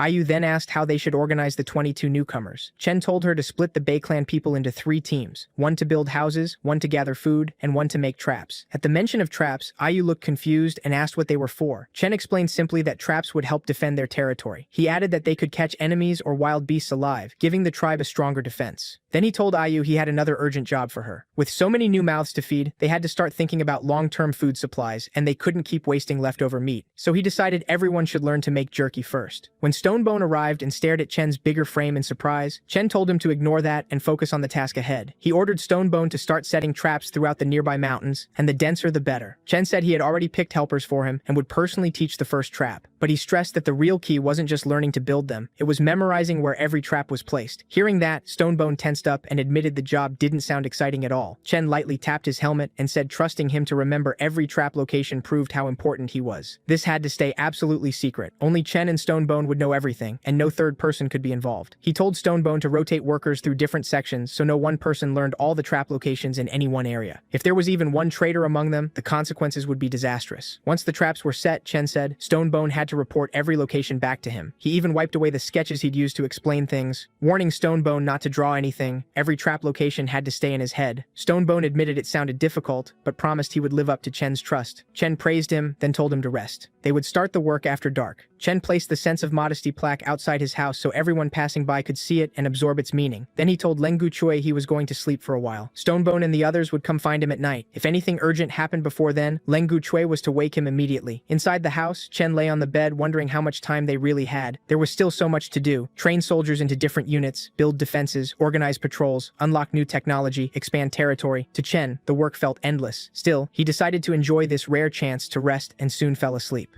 When Chen woke, he found himself in a bar, surrounded by beautiful girls drinking. Chen asked them to introduce themselves. They said they were Xiaoya, Lily, and Tita Dan. Delighted, Chen said he'd clearly had too much to drink, but he was happy to be back, no longer stuck in those nerve-wracking days of surviving in the wild. He enjoyed their company, and after a while, Xiao Yu was lying beside him, telling him it was time to get up and work. Chen groaned that he really couldn't anymore. Xiao Yu then said she wasn't Xiao Yu. He guessed a few other names, but everyone was wrong. At last, she announced that she was Stonebone. Chen jolted awake in horror and shouted. It had all been a dream. Furious, he demanded to know why Stonebone was in his room. Stonebone said Chen had told him to come at night, but when he arrived, Chen grabbed him and started flirting. Chen was completely dumbfounded. Then Lengu Chui cut in, saying it was all a misunderstanding and they needed to get to work. Sometime later, the scene shifted to Chen teaching everyone how to build traps, starting with a spike pit as the example. He explained that their enemies and the beasts they faced were huge, so the traps had to be deep and wide enough to work. Then Chen showed them the proper way to conceal the pits with leaves. He reminded them that spike pits could be paired with the tripwire traps he'd taught earlier, and that mixing trap types was important. He added that Huang Shi could also teach other trap designs. Huang Shi looked confused and said he didn't know any traps at all. Chen asked if he remembered the moving target from spear training, swap the log for a net and add a trigger, and it could become a trap. After that, Chen left the work to Stonebone and the others and headed back, quietly hoping he could pick up the dream he'd just lost. Back in the territory, Chen was surprised to find the place empty. At this hour, someone was usually already up and working. He went to check the houses, but when he tried to step into the girls' place, the women inside immediately yelled for whoever it was to stay out. When Chen asked what happened, their voices turned serious. Some were only half-dressed, so none of them wanted to come outside. That made Chen suspect the heritage plaque's sense of modesty was affecting them. He shut the door and told them they had half a day to make new clothes. If they still weren't out by noon, he warned, he'd enforce the rules without mercy. Standing near the plaque, Chen marveled at how strong its effect was. Then, Stonebone came running over, shouting his name. When Chen turned, Stonebone excitedly said they'd uncovered something while digging traps. Chen lit up at once. What Stonebone found was flint, an excellent discovery. He explained that flint opened up endless possibilities, especially since striking it hard could create sparks. Chen and Stonebone hurried back to where it had been found. Once there, Stonebone pointed out the spot and said they'd dug around that stone. After one look, Chen realized there wasn't much flint here. Since this wasn't dry, saline wasteland, if the flint had formed naturally, there was only one likely explanation. He told Stonebone to inspect the soil more carefully. Stonebone agreed, saying that patch of earth was softer than the rest, and there seemed to be things buried inside that didn't look like normal rocks. When Stonebone tasted it, he instantly panicked. It was dung, and he felt sick after putting it in his mouth. Chen, meanwhile, had already guessed there was probably a large dung pit underneath. He was baffled. Had another primitive tribe once lived here and reached a stage where they used something like toilets? Or had this been the giant stone clan's old den? Chen told Stonebone to gather the flint, then bury everything again and leave no trace. He also ordered more traps set nearby, beacon towers built on the high ground, and guards posted in rotating shifts. Stonebone just stared, then blurted out in confusion. Towers? Beacons? What was Chen talking about? The scene shifted ahead 4 days. Chen strolled through the territory, looking over the many new houses. To him, this was the first real step toward happiness. Suddenly, Mia sprinted at him and nearly scared him out of his skin. He hurriedly called for Lengu Chui to help stop her, but it was too late. Mia slammed into Chen in a full-force hug and accidentally crushed a house in the process.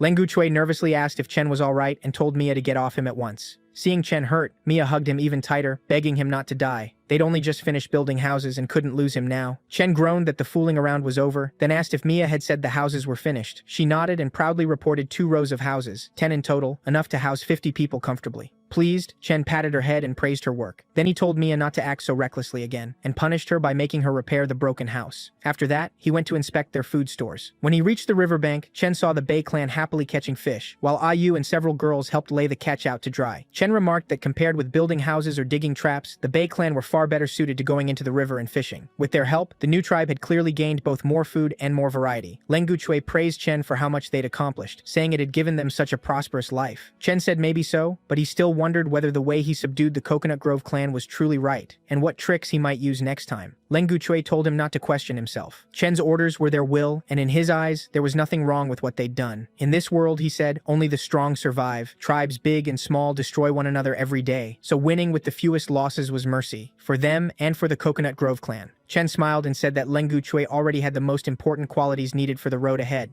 Then Chen asked him to come inspect the border defenses, convinced the Bei tribe might still have more surprises in store, like that mysterious frogman force. The scene shifted to Stonebone and the others working on traps and towers. When Chen arrived, he asked Stonebone how the traps and beacon towers had been arranged. Stonebone said that, following Chen's orders, the west, south, and north beacon towers were all finished, but after assigning 6 people to man the towers in shifts, they had very few workers left. Stonebone explained that to finish on schedule, they had to leave early and work on the mountain before dark. Chen understood the manpower shortage and decided that starting today, he and Leng Guchui would go up the mountain to help. Stonebone protested that they could manage, but Chen cut him off. This was a critical moment, so every second mattered. He kept wondering whether the giant stone clan had once lived nearby. If so, they might know this terrain better than his own people did, and if they struck while his tribe was still unprepared, the next surprise attack could be even bigger. That night, while everyone worked and Chen worked alongside them, he suddenly glanced toward the western beacon tower and felt a bad premonition. He wondered if it was just his imagination. Then screams suddenly rang out from the south beacon tower. Startled, Chen whipped around and looked that way, where he saw the signal for help. Chen shouted for everyone to move. The south beacon tower was under attack. Chen sprinted south, his thoughts racing. Even knowing every trap location, and with the agility boost from 2 points, it still took at least 5 minutes to reach the south mountain. He could only pray nothing happened in those 5 minutes. At the south tower, Huangshi was on patrol when he noticed traps near the tribe had been triggered. He couldn't figure out how enemies had slipped in that far. He also considered that another group might have seen the beacon fire and was closing in under cover of the chaos. Deciding it was best to strike first, he went to find the intruder. Huangshi rushed toward the sound and stabbed with his spear, but the opponent was strong, knocking the spear aside and forcing him to dodge. To his shock, the figure instantly pressed into attack, leaving Huangshi almost no time to react and making him raise his guard in panic. To his relief, the attacker stopped and revealed himself as Chen. Stunned, Huangshi asked why he was on the southern side. Chen said there was no time to explain, and asked whether Huangshi knew where the traps had gone off. Huang said yes, and pointed out the spot, adding that he was the one who lit the beacon. Chen told him to wait for the others taking the safe route, then bring them there after him. When Chen reached the triggered traps, he couldn't sense anyone else around. The silence was wrong. It clearly wasn't a wild beast they'd caught, and since the trapped person wasn't calling for help, Chen wondered whether they were alone at all or already unconscious. When he looked into the trap, he was stunned to find Lisa. He demanded to know what she was doing there when she was supposed to be recovering from her injuries. Lisa snapped, asking why he was standing there interrogating her instead of helping. Chen only grinned and teased her by tickling her feet until Lisa, furious, told him to get her out. Just then, they heard Huangshi and the others getting close. Lisa hissed at Chen that if anyone saw her like this, he'd better make sure they kept their mouths shut. Chen tensed and told her to wait while he handled them. He shouted for everyone to stop where they were and not come any closer. This was dangerous, and they could die if they approached. Stonebone looked baffled and wondered if Chen had stumbled into an ambush. Should they rush in and save him? Huang said probably not. From Chen's tone, he didn't sound like he was in trouble, more like he didn't want them seeing something. Stonebone muttered that Chen had seemed strange since the fight. Even the women avoided them while bathing, and everything felt different somehow, though he couldn't explain it. Meanwhile, Chen pulled Lisa free and laughed, saying he never expected her of all people to fall into the trap, but at least now they knew it worked. Lisa laughed too, saying she hadn't expected him to know so many bizarre tricks. Chen then asked what brought her out here in the middle of the night, and Lisa said she'd overheard the Bei tribe talking that evening. She explained that 2 members of the Bei clan were saying they wished they could go to the seaside for fish, shrimp, or clams to get more strength for work, but the path to the shore was blocked by a vicious pack of hyenas, so no one dared go while risking an attack. Back in the present, Lisa said that was why she came out at night, to find a safer route. Chen said he'd walked that road many times, and there were no hyenas there 5 days earlier. He suspected someone from the Bei clan had slipped out recently and drawn the pack into the area. Lisa asked if there was a problem with the Bei clan and suggested executing them. Chen immediately said no, that wasn't what he meant. He was thinking about the security gaps they'd failed to notice, and said they needed patrols. He also stressed that they had to clear the road to the beach and make it safe. Chen added that fish and shrimp were only a bonus. The real priorities were dodo birds and their eggs. He also suggested opening a salt field for drying salt. Then he settled it. At daybreak, they'd deal with the hyenas. Lisa said she could handle patrols and hidden sentries. Still, she urged Chen to think twice about hunting the hyenas and pushing their territory farther. Chen smiled and asked if she was worried about him. Flustered, Lisa told him not to get ahead of himself. She warned that with so few people, guarding 2 separate areas could be dangerously reckless. She also reminded him the beach had already been hit once by the giant stone clan.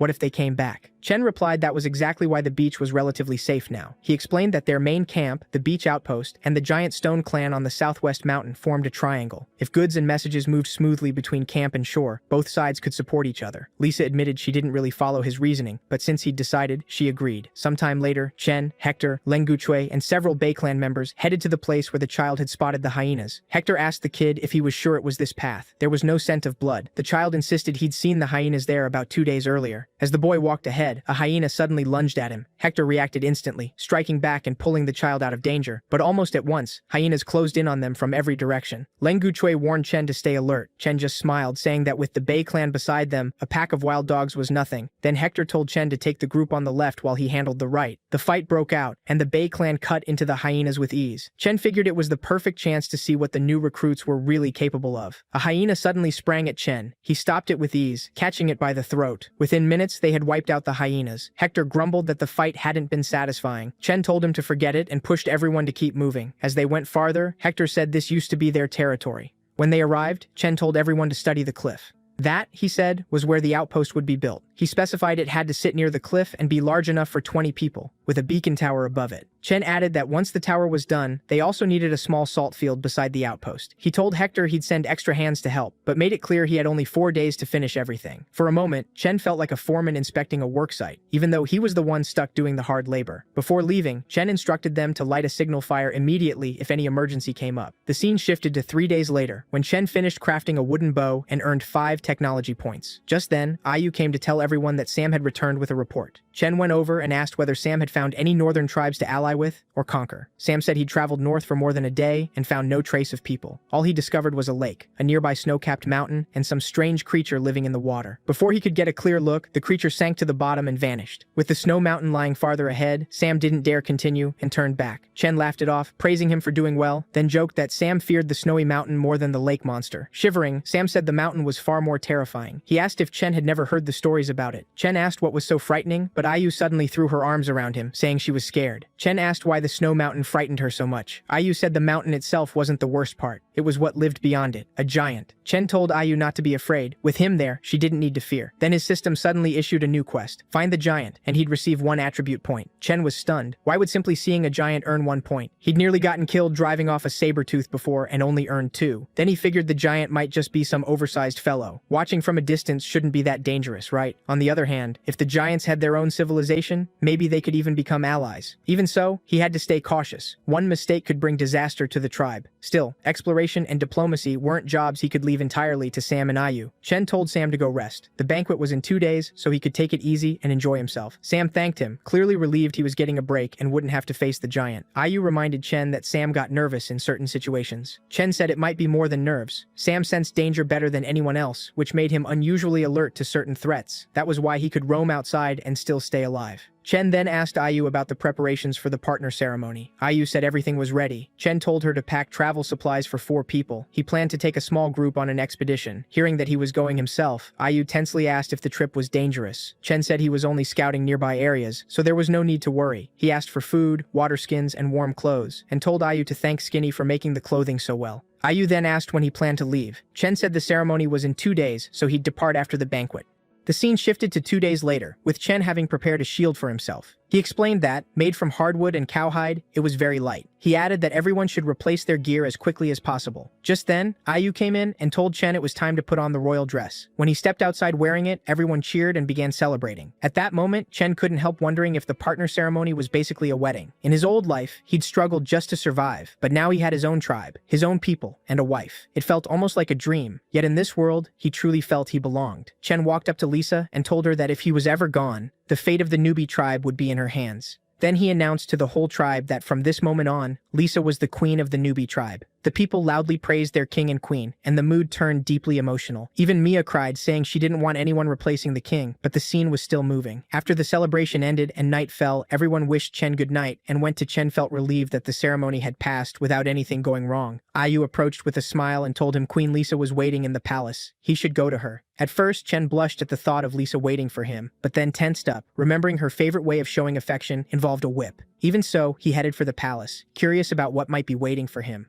Working up his nerve, Chen opened the door and told Lisa he was home. But the moment he saw her angry face and felt the heavy tension, Chen went stiff, wondering why it suddenly felt like someone was about to die. Lisa told him she'd give him one chance to explain himself. Nervously, Chen asked what exactly she wanted him to explain. Lisa rose, pulled out the whip, and asked if he was still pretending. Now genuinely scared, Chen begged her to be gentle. It was their wedding night. Privately, he regretted ever upgrading Lisa's whip. Lisa demanded to know why he was in such a hurry to leave her by going on a journey right after the ceremony. Hearing that, Chen relaxed a little and asked her to calm down so he could explain. He laid out his whole plan, and Lisa asked if he meant to persuade the giants to join them against the Giant Stone clan. Chen said he wasn't sure he could win the giants over and wanted to be safe, so the trip's real purpose had to stay secret. He also admitted he didn't understand why Sam and Ayu were so afraid of the giants. Lisa heard that and asked if it wouldn't be better for her to go with him. Chen refused, saying one of them had to remain with the tribe, and besides, she had something more important to handle. Lisa asked what that was. Chen took out a stone sling and said he'd show her how it worked later. He explained that by the time he returned, he needed her to train a stone sling team. The scene shifted to the next morning, with Chen heading toward the giants' territory alongside Huang Shu, Hector, and Tina. He was even singing to himself, but Ayun glared at him furiously. Seeing that, Chen got nervous and wondered if Ayun was deliberately walking behind him, just waiting for another chance to ambush him. But there was nothing he could do. This had been Lisa's decision. What happened last night was simple. When Chen tried flirting with Lisa, she snapped at him to stop teasing her. Then she asked why. If he needed 3 companions, he hadn't chosen people from the Coconut Grove clan or Bay clan. Chen said he wanted Hector along because he'd seen his fighting skills firsthand. As for the beach outpost, Stonebone would manage it for now. Lisa said she didn't care who else he chose, but insisted that she had to go with him. She said she'd only feel safe if Ayun stayed by his side. Lisa stepped closer and assured Chen she'd already punished Ayun harshly over the last incident, so he had nothing to worry about. Back in the present, Chen was still on edge. Ayun walking behind him kept his anger simmering and his nerves tight. At this point, Chen clung to Huang Shi like a lifeline, convinced that if anything happened, only Huang Shi could pull him out. Huang Shi murmured that it felt like someone was watching them, then brushed it off as probably just his imagination. Hector asked Chen if he knew there was a lake up ahead. Chen nodded, saying Sam had mentioned it before. Hector laughed and guessed Sam must have seen the giant too, because when he was little, he once watched it swallow a leopard whole in an instant. He added that he'd been lucky to survive seeing it as a child, and this time he hoped for a real fight with the lake monster. Chen was dumbfounded. How was running into a creature like that considered lucky? He told Hector monsters like a lake beast didn't interest him much. He'd only be excited by something even stronger, like giants. That made Huang Shi flinch, and he nervously begged Chen not to wish for that. Chen said he was only joking, then asked if giants really existed. Huang Shi began explaining that before they met the king, their tribe had more than 30 members. Then one day, they ran into a giant, and the whole clan was helpless. Everyone scattered in panic.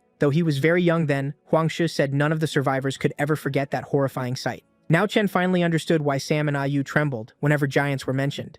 Hector cut in and warned everyone not to eat the nearby fruit. He tried it as a child and paid for it badly. Chen checked the fruit with his system and confirmed it came from poisonous plants. He figured the unfamiliar plants around them might all be useful, so he told the system to scan and identify them. The results stunned him. Every single plant had strong medicinal value. Chen was amazed. The entire forest was basically packed with medicinal herbs. Then he noticed something oddly familiar, and after checking it, he identified it as a cereal grass. Chen lit up at once, thrilled to have found grain seed, and soon received a side quest. Plant several kinds of grain in large amounts and successfully grow them within 180 days. Chen immediately thought they might finally be stepping into farming, and once they found clay, they could cook, make medicine, and more. Since the grain wasn't ripe yet, he decided to return later and harvest it then. Just then, Chen sensed something strange. It wasn't Tina's hostility this time. Huang Shi pointed something out, and Chen turned sharply, expecting danger. Instead, he found a leaf with tough fibers, perfect for rope, cloth, or even paper. He praised Huang Shi for spotting something so useful, already imagining better clothes. But Huang Shi clarified that he didn't mean the odd grass. He meant the noise behind the bushes. When Chen looked over, a hyena was stepping out from the brush. He guessed the pack had been tailing them all along, and the eyes they'd sensed earlier were probably these hyenas. Realizing they might be back for revenge, Chen told everyone not to let them go and urged them to wipe out the threat. The fight began. Hector charged in furious, determined to finish the hyenas this time, but Ayun suddenly got surrounded, with 2 or 3 hyenas lunging at her. Hector rushed over and saved her with ease, telling her not to thank him. It was his job. Then the hyenas started falling back, and Hector laughed that it was a pity they were fleeing. Chen immediately shouted for them not to let the hyenas escape because he was sick of being ambushed again and again. They gave chase, but Chen quickly realized that even with 2 extra agility points, he could barely match their speed, so keeping up was unrealistic. Then an eerie silence hit behind him. When he turned, he froze. Ayun had been seized by some unknown plant monster. Chen wondered what it was, and after checking, learned it was a crimson king flower, a huge herb that secreted corrosive mucus and actively hunted nearby animals for food. Chen was stunned. It was a man-eating flower. First saber-toothed tigers, then giants, and now this. The primitive age was getting further from anything he understood. Ayun tried to stab it with her bone knife, but the weapon slipped from her hand and dropped into the flower's mouth, where it dissolved at once. The sight left everyone horrified. Chen yelled, demanding to know why Huangshu and Hector were just standing there, and ordered them to save Tina. Huangshu shot back that they weren't refusing to help. They'd also been caught by the creature. Chen immediately started hacking at the flower's vines, shouting for Ayun to hang on until he reached her. Ayun cried out, telling Chen to forget her, save Hector and Huangshu instead, and run. Before he could get there, the man-eating flower swallowed her whole. Rage flooded Chen, but he forced himself to focus on saving Hector and Huangshu first. Then, to his shock, hyenas attacked from behind as well. Hector helped by hurling something at the hyenas to drive them back, warning Chen not to come closer. It was a trap laid by the hyenas. Huang also shouted for Chen to run, saying he could still escape alone while they stalled the pack as long as they could. Even so, Chen kept struggling against the vines, realizing they weren't especially fast. The hyenas were just exploiting the distraction. Then he noticed they were near a patch of dead trees. Betting everything on it, Chen pulled out flint and struck sparks onto the wood, setting it ablaze. In his mind, no creature existed that couldn't be solved with a proper fire roast. The vines caught fire, and Chen managed to drag Ayun from the flower's mouth. As soon as she was out, he anxiously asked if she was alright and could still move. They still had to save Huangshu. Tina's dress had been ripped apart in the chaos, so Chen gave her his royal robe to cover herself. Once everyone was freed, they ran. As they fled, Chen kept tossing flintstones at dead trees, setting more of them on fire so they wouldn't have to fear hyenas chasing from behind. Then Chen spotted water ahead. He shouted for everyone to keep going and jump in. The water would protect them. But one hyena was still chasing Ayun and was about to pounce. Seeing the danger, Chen told her to watch behind her and sprinted over to save her. The hyena attacked him, but Chen managed to hold it off. Hector and Huangshu were tense, unsure how to help. Chen shouted for everyone to keep running because the fire was spreading fast. He promised he'd be right behind them, though he worried he might not wear the beast down before the flames reached them. Then an arrow flew out of nowhere and hit the hyena, killing it on the spot. Chen turned to see who fired and was shocked. It was Tina. He realized her archery talent had awakened, then asked Ayun if she knew how to use a bow. Ayun said she'd learned by watching him earlier. She added that she'd twisted her ankle and had little strength left, so she couldn't escape alone, and they should save themselves. Chen shouted that she was talking nonsense, then hoisted her onto his back and ran. Hector yelled for Chen to hurry. Their time was running out. He even asked Huangshu if he wanted to move faster by carrying him with his strength, but Huangshu refused. As Chen kept running, Ayun suddenly said she'd planned to use this chance to accuse him. Had he arranged the bull attack on the Coconut Grove clan? Chen asked why she'd think that, and Ayun replied that she knew he would deny it anyway. She said the bulls that entered their land had already been wounded, yet their weapons couldn't pierce such thick hides, so who hurt them? Chen's people were unusually good at handling bulls, which only deepened her suspicion. But she knew suspicion alone wouldn't persuade the queen, so she chose assassination instead. Ayun pressed her bone knife to Chen's neck and asked if she struck now, he wouldn't be able to stop her, right? Or he could just dump her in the fire and end the problem forever. Chen only told her to hold on tight. They were almost at the edge, and afterward, she could do whatever she wanted. Ayun agreed to let it pass for now, but said she'd keep watching him. She warned that if he ever betrayed Lisa or the Coconut Grove clan, she'd kill him. Chen asked if that settled it, then accepted the terms. Ayun grew even more annoyed that Chen stayed so stubborn and still refused to confess. At last, they leaped into the water and escaped the fire. Only then did Chen realize that with two injured companions unable to move well, they'd have to delay the search for the giant. He told everyone to head back to the place with all the plants. They needed more of those herbs. The scene shifted to some time later, when Huangshu was hugely relieved after applying the medicine and feeling the pain fade. Chen told Huangshu and Ayun to rest, while he and Hector gathered more herbs. While collecting them, Hector suddenly caught the scent of hyenas and wondered if it had lingered from the earlier fight.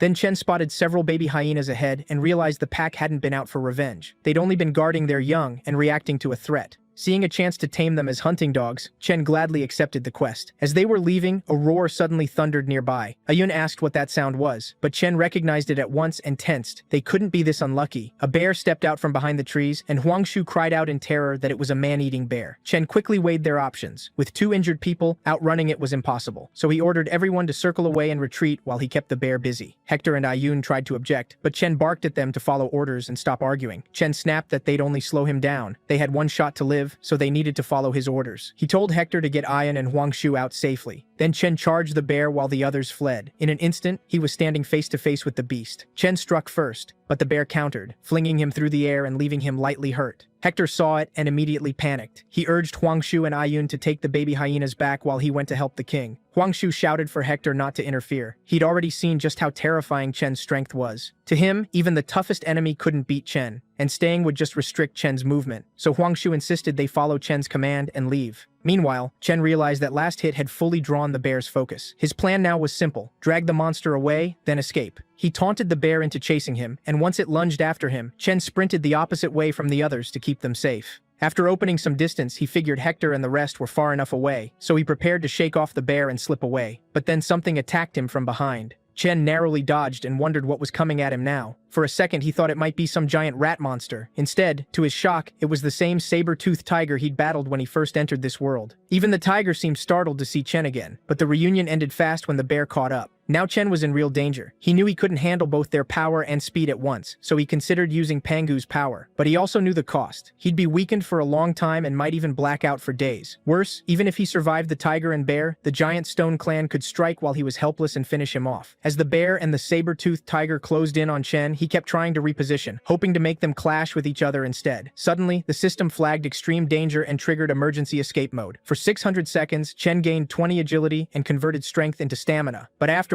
33% of his 3 main stats would be permanently cut. The moment it activated, Chen felt a completely different surge of power. He sprang into the air, dodged both attacks, and made the bear and tiger slam into each other. Chen was stunned by how light and explosively fast he had become. Even so, the bear and tiger kept chasing him. That made Chen uneasy as he ran. Why weren't they fighting each other? After a while, he finally shook them off. Still, Chen felt a little regretful. Emergency escape mode was incredible, but the price was brutal. Then he noticed he'd run all the way to the snowy mountain, so he decided to use the time left to look for the giant. With a single stride, he covered an astonishing distance. He was thankful for escape mode. Without it, the deep snow would have drained him fast. When he reached the summit, Chen finally spotted a figure and wondered if this was the legendary giant.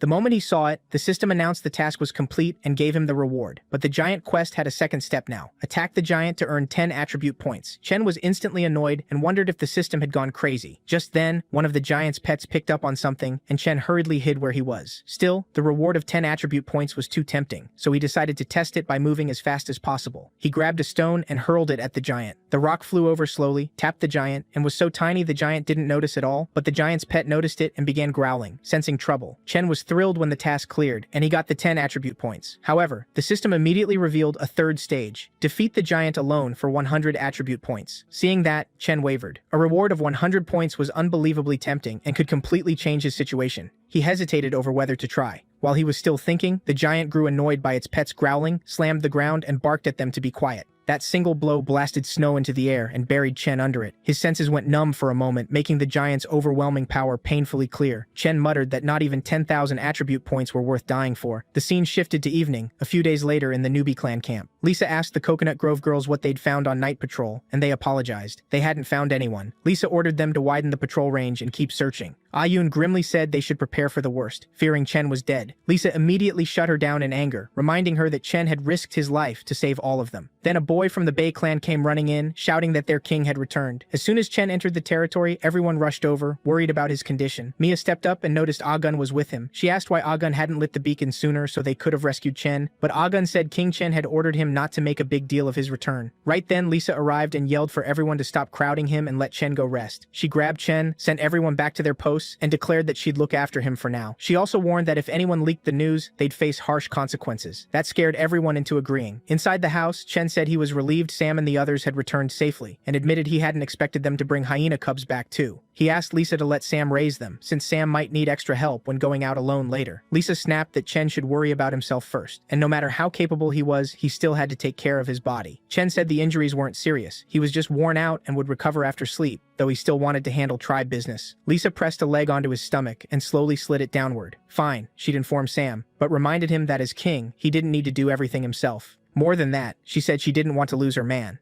Then Lisa suddenly stepped on his sensitive spot, making Chen stiffen and beg her to move. She finally pulled back and told him to rest. Chen was left stunned, realizing Lisa was getting more and more domineering. After Lisa stepped outside, Leng Guchui asked how Chen was doing. Lisa replied that he was fine, just needing rest, so she wasn't letting anyone disturb him. Later, Chen opened his system screen and happily saw that even after losing 4 attribute points, he'd still gained 10 overall. To him, the trip had been worth it, but he also realized that high strength with low agility was useless in emergencies. Agility was crucial for survival, so Chen raised agility first. The system showed it had reached 5 points, hitting a threshold. To raise it again now cost double. Chen wondered if pushing agility to 10 with double points would hit another threshold, then double again, then quadruple after that. If so, reaching 22 agility wouldn't be easy at all. That made Chen wonder whether every stat had thresholds. To test it, he decided to push each attribute to its current limit first. When Chen increased his stone attribute, a violent sensation tore through him, like his body was about to burst. His shoes and pants ripped apart as his frame grew larger. He realized only 2 more attributes remained to max at their threshold points. Exhausted, Chen lay on the bed, thinking his next points should also go toward hitting another threshold. Then he fell asleep. Sometime later, everything in the Newbie territory was running smoothly. Lisa was teaching everyone how to use slingshots. She even demonstrated, hitting 6 targets, grazing 1, and missing 1. Then Chen showed up out of nowhere and praised everyone for doing so well on their first try. Lisa saw him and immediately demanded to know why he was there after she told him to rest. Chen replied that he felt completely fine, but Lisa noticed his new pants, suspected he'd been with another woman, and was ready to punish him. Chen hurriedly explained that his clothes no longer fit because his power had increased, practically begging her to drop it. Lisa then told him the slinger team had been formed, though becoming truly skilled would take time. Chen asked how Huangshu and Ayun were doing, and whether their injuries had healed. Lisa said Huangshu refused to stay in bed and act like a burden on the tribe, so he went to the water to Huangshu, so there was nothing to worry about there. She added that Ayun worried her more, since Ayun's injuries were lighter. Maybe because Lisa had scolded her before, Ayun had been in a foul mood. Chen told Lisa that Ayun cared deeply for her and silently carried a lot, so Lisa should treat Ayun a little better. After that, Chen said he was going back to rest, because in a few days, he needed to head north to harvest those valuable millet plants. He also planned to keep working on his inventions during that time. The scene shifted again later, with Chen having prepared a number chart from 1 to 9. He planned to teach simple addition and subtraction next. For creating written language and numbers, Chen earned 20 attribute points. Then the system showed his technology points had reached 100, and a new technology shop had opened. It let Chen trade technology points for useful tools and heritage plaques, though exchanged items couldn't be returned. The system then displayed a full catalog of items and resources available for him to buy with those points. Excited by all the options, Chen studied the list and prepared to choose his first item.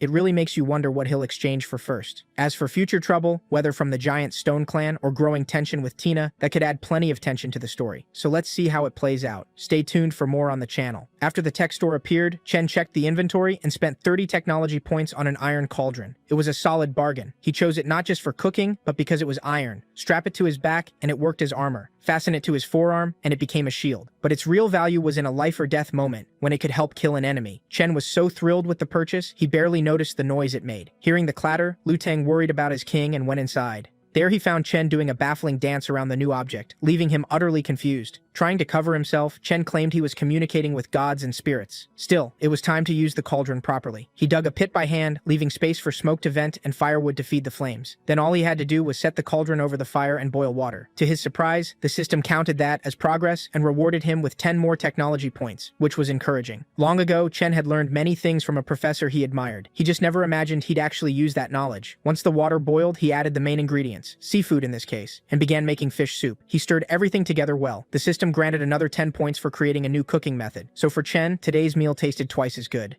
Just then, Stonebone walked in with good news. They had finally produced salt by evaporating seawater in the salt field, earning even more points. And with salt now available, the food tasted far better. As a reward, Chen let him taste the experimental soup first before sending him back to work. The points he just spent on the cauldron came back quickly, making it his most profitable exchange in quite a while. After the taste test, Chen told Lu Teng to gather the rest of the tribe and have everyone bring their own bowls. It was the first time they had tasted fish prepared this well, so the new flavors caught them off guard. Luckily, there was plenty, and everyone could even have seconds. Mia was one of them. After 2 bowls, she still wanted more. Ayu worried someone else might go without, but Chen assured her there was enough for everyone, and if not, he could simply cook more. He still needed another batch for the guards and patrol teams anyway. The people at the outpost had to taste it too, so in a few days he planned to bring them fish soup himself. He loved teaching the tribe new things and seeing their happiness. That was why he decided to teach them wooden chopsticks too, so they could eat roast beef like civilized people. Meanwhile, as bowls clattered all around him, Chen opened the technology store again to look for another useful item. He had already saved up 100 technology points, so trading them for something new made sense. He immediately ruled out the math and farming stoves. They weren't needed. What he really needed for planting was valuable seed, something the tribe still hadn't managed to gather. Unfortunately, he was interrupted just then and told that a trap in the north had gone off. There were no signs of people nearby, so it was likely just a beast, possibly still alive. Lisa's sudden arrival surprised him, but her usual harshness solved the issue fast. She told the guards not to trouble the king over something so minor and to just kill the beast. She was annoyed that Chen had been too busy to think about her, so she came herself. Only now did he have to calm things at home. This time, he promised to bring back something new and create more changes for the tribe. He sealed that promise with a kiss, which left her flustered, then turned back to the trapped animal because instead of killing it, he might be able to tame it. So he left the remaining work to Lisa. The nettles Huangshu had brought earlier were already gone, so they needed to collect more. More importantly, they had to find precious millet whose grains could be planted in the fields. As they headed for the traps, Chen kept searching for seeds, but found nothing. At last they arrived, but the area around the trapped beast was strangely quiet. When they peered inside, they were stunned.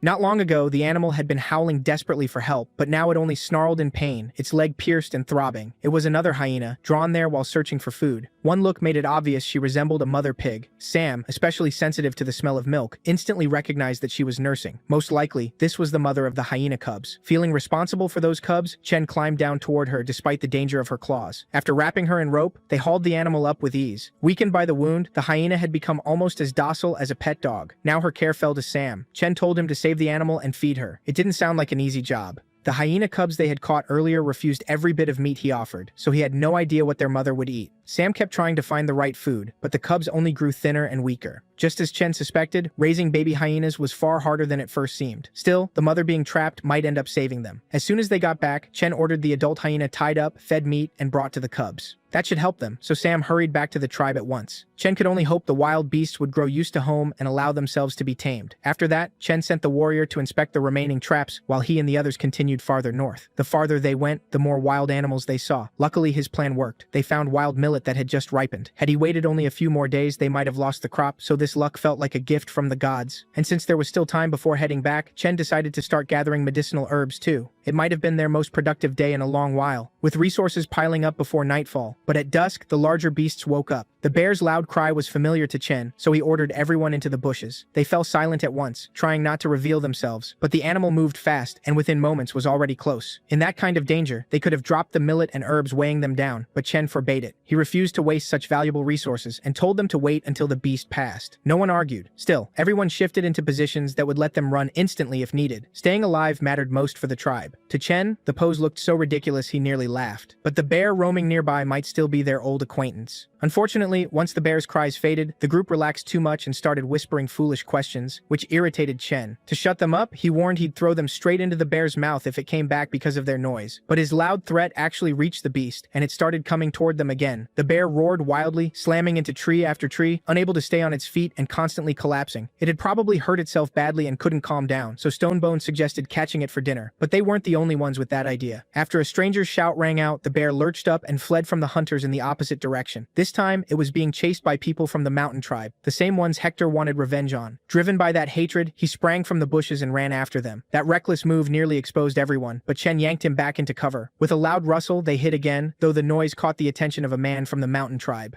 Fortunately, they ignored the distraction and stayed focused on the prey. Hector, however, couldn't understand Chen's decision. He thought they had the perfect chance for revenge, yet Chen stopped him. But hatred couldn't be allowed to cloud his judgment. The enemy outnumbered them badly, and attacking now would have been reckless. Chen's only advantage was that the enemy stood out in the open while his group remained hidden in shadow. If Hector wanted a fight, he had to wait for the right moment, so for now, he had to obey. Meanwhile, the bear was completely spent and collapsed in the middle of the clearing. One of the men chasing it openly mocked the animal and kept forcing the poor beast back to its feet again and again. But the mountain tribe's leader disapproved of that cruelty. The bear had eaten venison laced with poisonous white flowers, then been wounded in the stomach. After all that, the fact it ran this far was astonishing, so it deserved a proper death. Humiliating it like that was beneath a man, so as punishment, the offender was hurled into a tree. The chief then ordered everyone away from the clearing while he prepared to give the bear a quick, though still painful, end. For that, he intended to use an obsidian blade made from natural volcanic glass. That detail about the bait also caught Chen's attention. Very few primitive people would think to poison bait like that, so their intelligence surprised him. But the system opposed killing the bear and ordered Chen to save it. That meant risking a clash with the mountain tribe to rescue the same beast that had just tried to kill him, completely ridiculous. Still, the system had already anticipated Chen's outrage. If he rejected this rare mission, it would never return. The system left him no time to weigh it, and Chen accepted despite the danger. Remembering every insult he could think of, Chen cursed the system as he moved toward the target. That fury gave him the push he needed to stop the obsidian blade.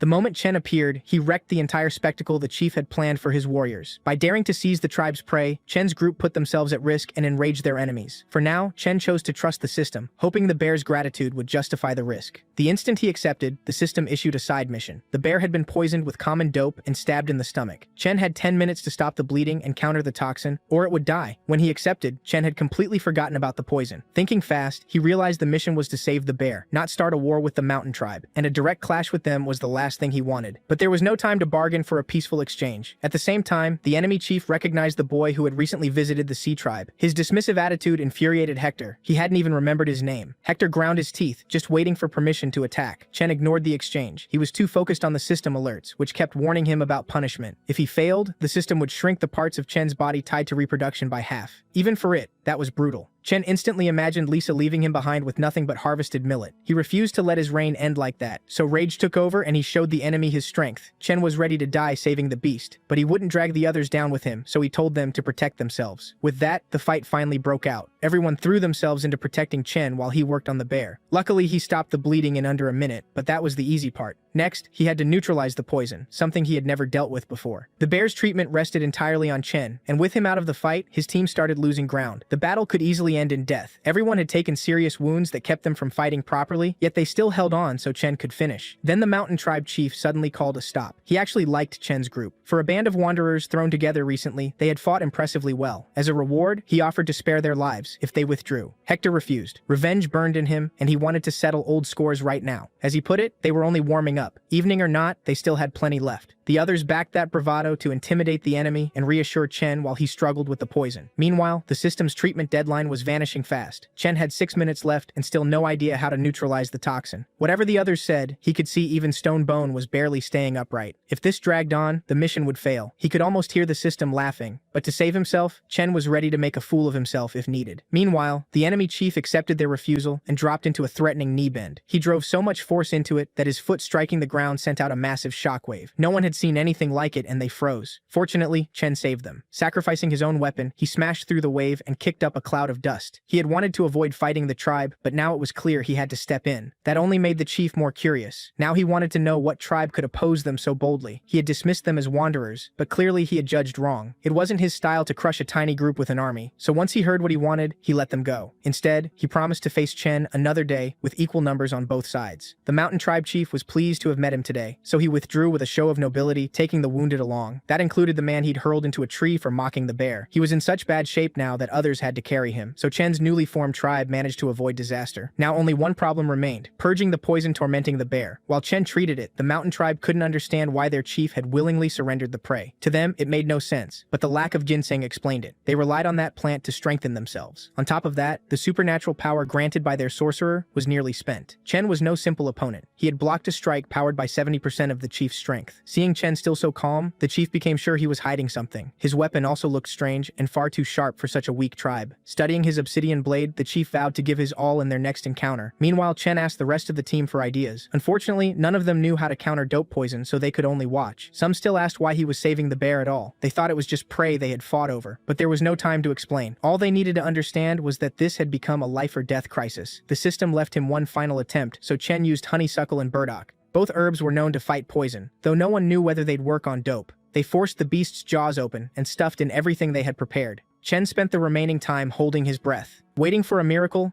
every second dragged. Only in the final moments did the system finally send notice that the bear's condition had stabilized. With the bear out of danger, they could finally breathe again.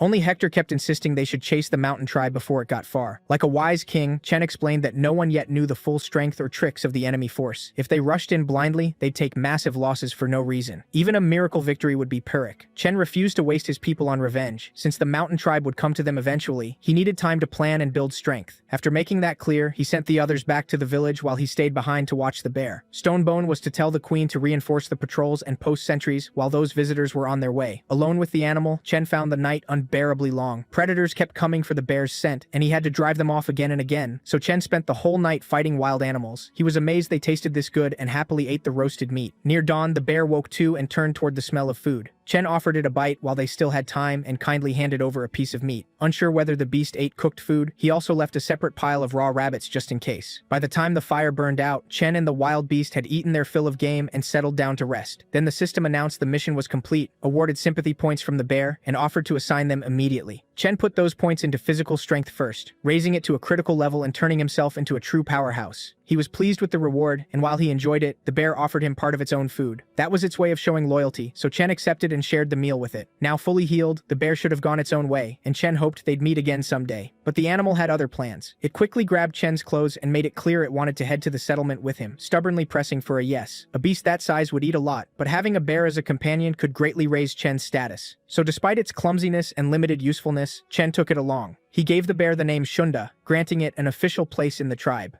Grateful, the bear happily leaped at our hero to hug and lick him, then followed along. Now with a powerful helper at his side, Chen could track the mountain tribe and scout their route. Riding atop Shunda, he easily followed the trail the enemy had carelessly left behind. But the farther they went, the denser it grew, sign of only one thing, a bamboo forest ahead. Bamboo wasn't just useful for building, it could also serve to make firecrackers. All he needed was the right mix of nitrate, sulfur, and charcoal packed into a bamboo tube, a perfect container for the powder. If they managed to make firecrackers, they might catch the enemy off guard in a decisive battle. Even if the blast proved weak, the noise alone could terrify the tribe and send them fleeing. Chen already had saltpeter and had learned to make charcoal in a kiln, but sulfur was still a problem. That mineral usually formed only around volcanoes, so he pulled up the system map to narrow the search. Just as he suspected, a volcano sat near the glaciated giant. If he stayed far enough away, he could risk checking the sulfur there. Last time, Chen had only been focused on escaping and ignored the surrounding resources. But with Shunda beside him, this trip would be much easier. After running through the plan again and again, he finally told the bear to head north to see something amazing. They sprinted off at full speed and soon reached the same lake where Hector and Sam had been. Studying the area, Chen told Shunda he had passed this way before. He hadn't had time or interest to explore back then, but now he could make up for it. As they neared the lake carefully, both stayed quiet, waiting for the sea monster they'd heard so much about. But nothing surfaced. Chen was about to move on when Shunda suddenly stiffened and backed away. At the same instant, bubbles burst across the lake, signs of something enormous below. Then a massive head rose up, roaring as the rest of its body followed. It was a true Tyrannosaurus, scanning for easy prey. Only a snapped rope trailing from it suggested the beast once belonged to someone. This T-Rex was the last thing Chen expected to find. He and the bear dropped low in the grass, tense, judging the monster's size. The collar around its neck hinted it might be the giant's pet, escaped while its master slept. If so, then the creature that scared off the saber-toothed tiger and left huge tracks in the forest was probably another T-Rex like this one. And if that was true, the mountain giant had been asleep for at least 15 days. Either way, wasting their best chance to get out would be foolish. So the moment the beast turned away, Chen told Shunda to run for the mountain. The bear obeyed, carrying him deeper into the snowy biome. But the snow thickened with every step until they had to stop. If anything triggered an avalanche, there'd be no escaping it. Just to be safe, Chen climbed off Shunda, which clearly worried the bear. In truth, he planned to walk behind him and cover him if danger appeared. To reassure the bear, Chen told him to stay cautious and watch the surroundings. Bringing Shunda had been a smart move because each sweep of his powerful paws flung snow aside and exposed the ground beneath. Then Chen caught a sharp smell he knew instantly. He started searching for the source. The deeper they dug through the snow, the stronger the burned match stench became. It took a lot of effort, but he finally uncovered a sulfur deposit, something that could decide the coming battle with the mountain tribe. Chen was thrilled by the discovery, because with this much sulfur, they could start making firecrackers tomorrow.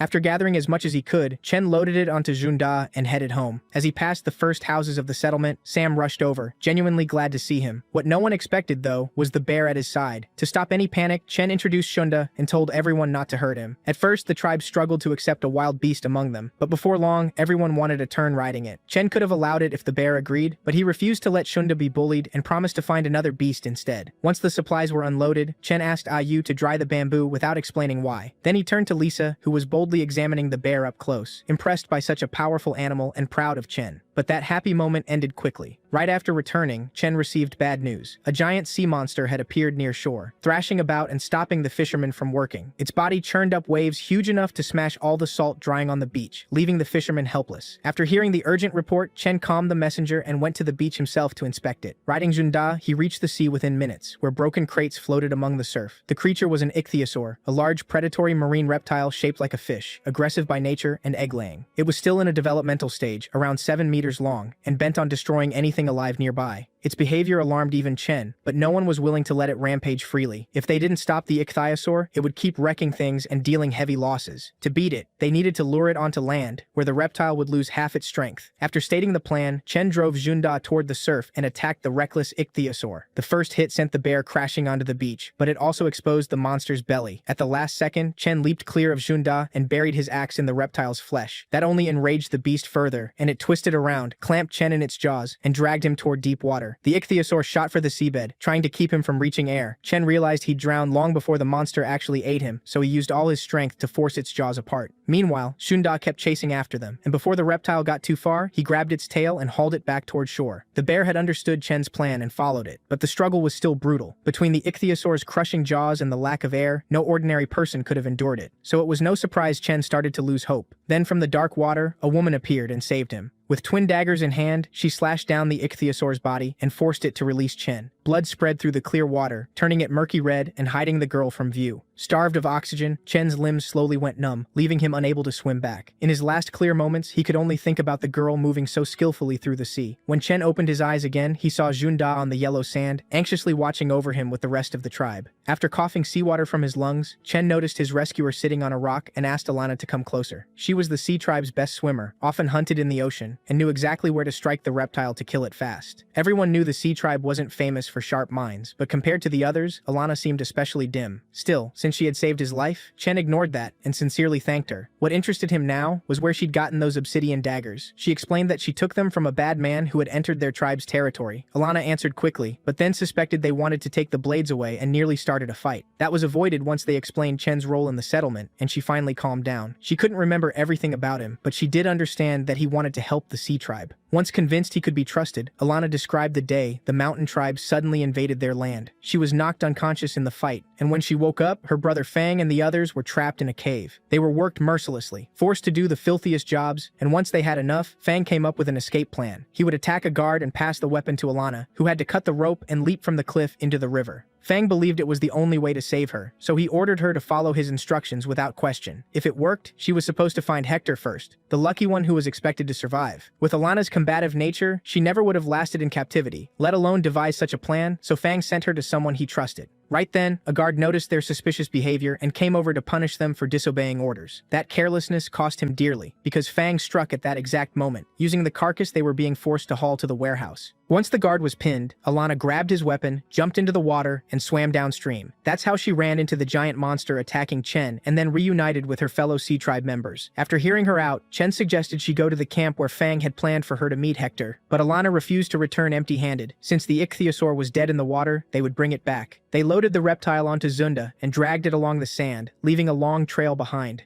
Halfway there, they unexpectedly ran into Hector and Stonebone, who had come to meet their king. They certainly hadn't expected Alana to be with him. Her story took time to tell, but Hector now knew about 10 more Sea Tribe people were still being held captive. They had to be rescued before the mountain tribe started torturing them, but charging in without a plan would be too dangerous. Chen spent a long time trying to calm Hector, but then smoke on the mountain caught his eye. It was a signal fire warning of danger on the western mountain. No animal, no matter how clever, could light a beacon on a mountaintop, so Chen immediately grew wary. And for good reason. The mountain tribe's leader had promised revenge when he left with his prey, and he wasn't likely to forget it. It looked like the mountain tribe had come, but to be sure, Chen needed to check the border himself. He immediately ordered Stonebone to escort everyone else to the fortress while the warriors assembled and reinforced the defenses against any attack. Hector and Alana were sent to the western mountain to meet the patrol and hide in ambush by the traps until Chen arrived with support. As he sprinted back toward camp, he prayed the gods had shown mercy and the signal fire had been lit by mistake. Luckily, Lisa was already outside waiting for him. She'd been restless over the monster fight on the shore, unable to sit still as she imagined one disaster after another. The moment she saw he wasn't wounded, Lisa finally relaxed and offered to scout ahead while he rested. Chen refused. He appreciated her concern, but the signal fire still gnawed at him, and even with the warriors beside her, she wouldn't be able to restrain Hector if he snapped and charged the mountain tribe leader. So he chose to handle it himself, taking Huangshu, Languke, Sam, and Ayu, fighters who had already proven themselves many times. Lisa stayed behind to oversee the settlement's defense and the wounded. Sam had recently found a hill with a clear view, so if danger came, she could move with reinforcements. Chen didn't want more people, but Mia insisted. She'd never been allowed to come before, and if refused, she swore she'd follow anyway. Once his orders were settled, Chen placed Liu Tang in charge of guarding the queen and headed west at once. By the time they reached the others, dusk was settling in, something that could work in Chen's favor. In that dim light, traps were far harder to spot, and so were the hidden positions of each warrior. But the mountain tribe had anticipated that. They advanced slowly with torches, making no effort to conceal themselves. As if he sensed the danger, their leader halted the tribe right before the killing zone. He seemed to know Chen was already there at the border, waiting for them, so he called for him to step out and fight fairly. No one understood how he was so certain Chen was present, yet no one broke cover. Then the leader calmly revealed how he tracked people. The area was unnaturally silent. No birds, no beetles, no frogs. Only a large group lingering nearby could scare the animals from their hiding places and expose an ambush. Even then, Chen's side stayed hidden, forcing the leader to switch from taunts to threats. The chief disliked using Qishan Zhao's power, but he hated this game of hide-and-seek even more. That was enough. Chen finally stepped from cover, ready to face the enemy head-on. It turned out the mountain tribe was surrounded from every side, putting them at a clear disadvantage. Still, the chief seemed pleased that the numbers on both sides were equal. Raising his obsidian blade, he eagerly challenged Chen to a duel, glad that this time he could fight without worrying about appearances or dignity. But just as Chen expected, Hector didn't waste the chance to avenge the sea tribe and lunged the first moment he could. He cared nothing for honor or rules. He struck shamelessly from behind. They were only a few steps from a brutal clash, but the mountain tribe warrior stopped him cold. Muzi threw himself into Hector's path, driving into him with all his strength. Like two stubborn rams, neither gave an inch in raw power, and both carved a trail through the ground behind them. At first, Muzi seemed outmatched. He was slightly smaller, but he made up for it with far greater agility. The chief was delighted, praised him for the save, and told him to enjoy himself with Hector. In the end, Muzi gathered himself and hurled Hector into a rock, sending a tremor rippling across the ground. The force of it startled even Chen. Until then, Hector had never lost to anyone, so Chen was deeply alarmed by what he was seeing. At that same moment, another enemy warrior passed beneath one of the traps, and Ayu released a huge log hanging from a tree by rope. The strike was powerful enough to flatten an ordinary man, but he shoved the log aside as if it were nothing. That second mountain tribe warrior showed such absurd strength that Chen momentarily forgot the entire trap plan. After being smashed into the rock several times, Hector started coughing up thick blood. Muzi meant to finish him quickly. He had no intention of losing to some newcomer, but Hector slipped the next blow. He was every bit as stubborn, clinging to life to the very end. This time, Hector locked onto him with a death grip and dragged him toward the water. There, Hector held a major advantage, and Muzi knew it. He drove his feet hard against the ground, desperate to break free, but only wedged himself in place. At that moment, Alana burst from the river and struck from behind. With Muzi pinned, it should have been easy for her to stab him in the back, but the mountain tribe refused to let that happen.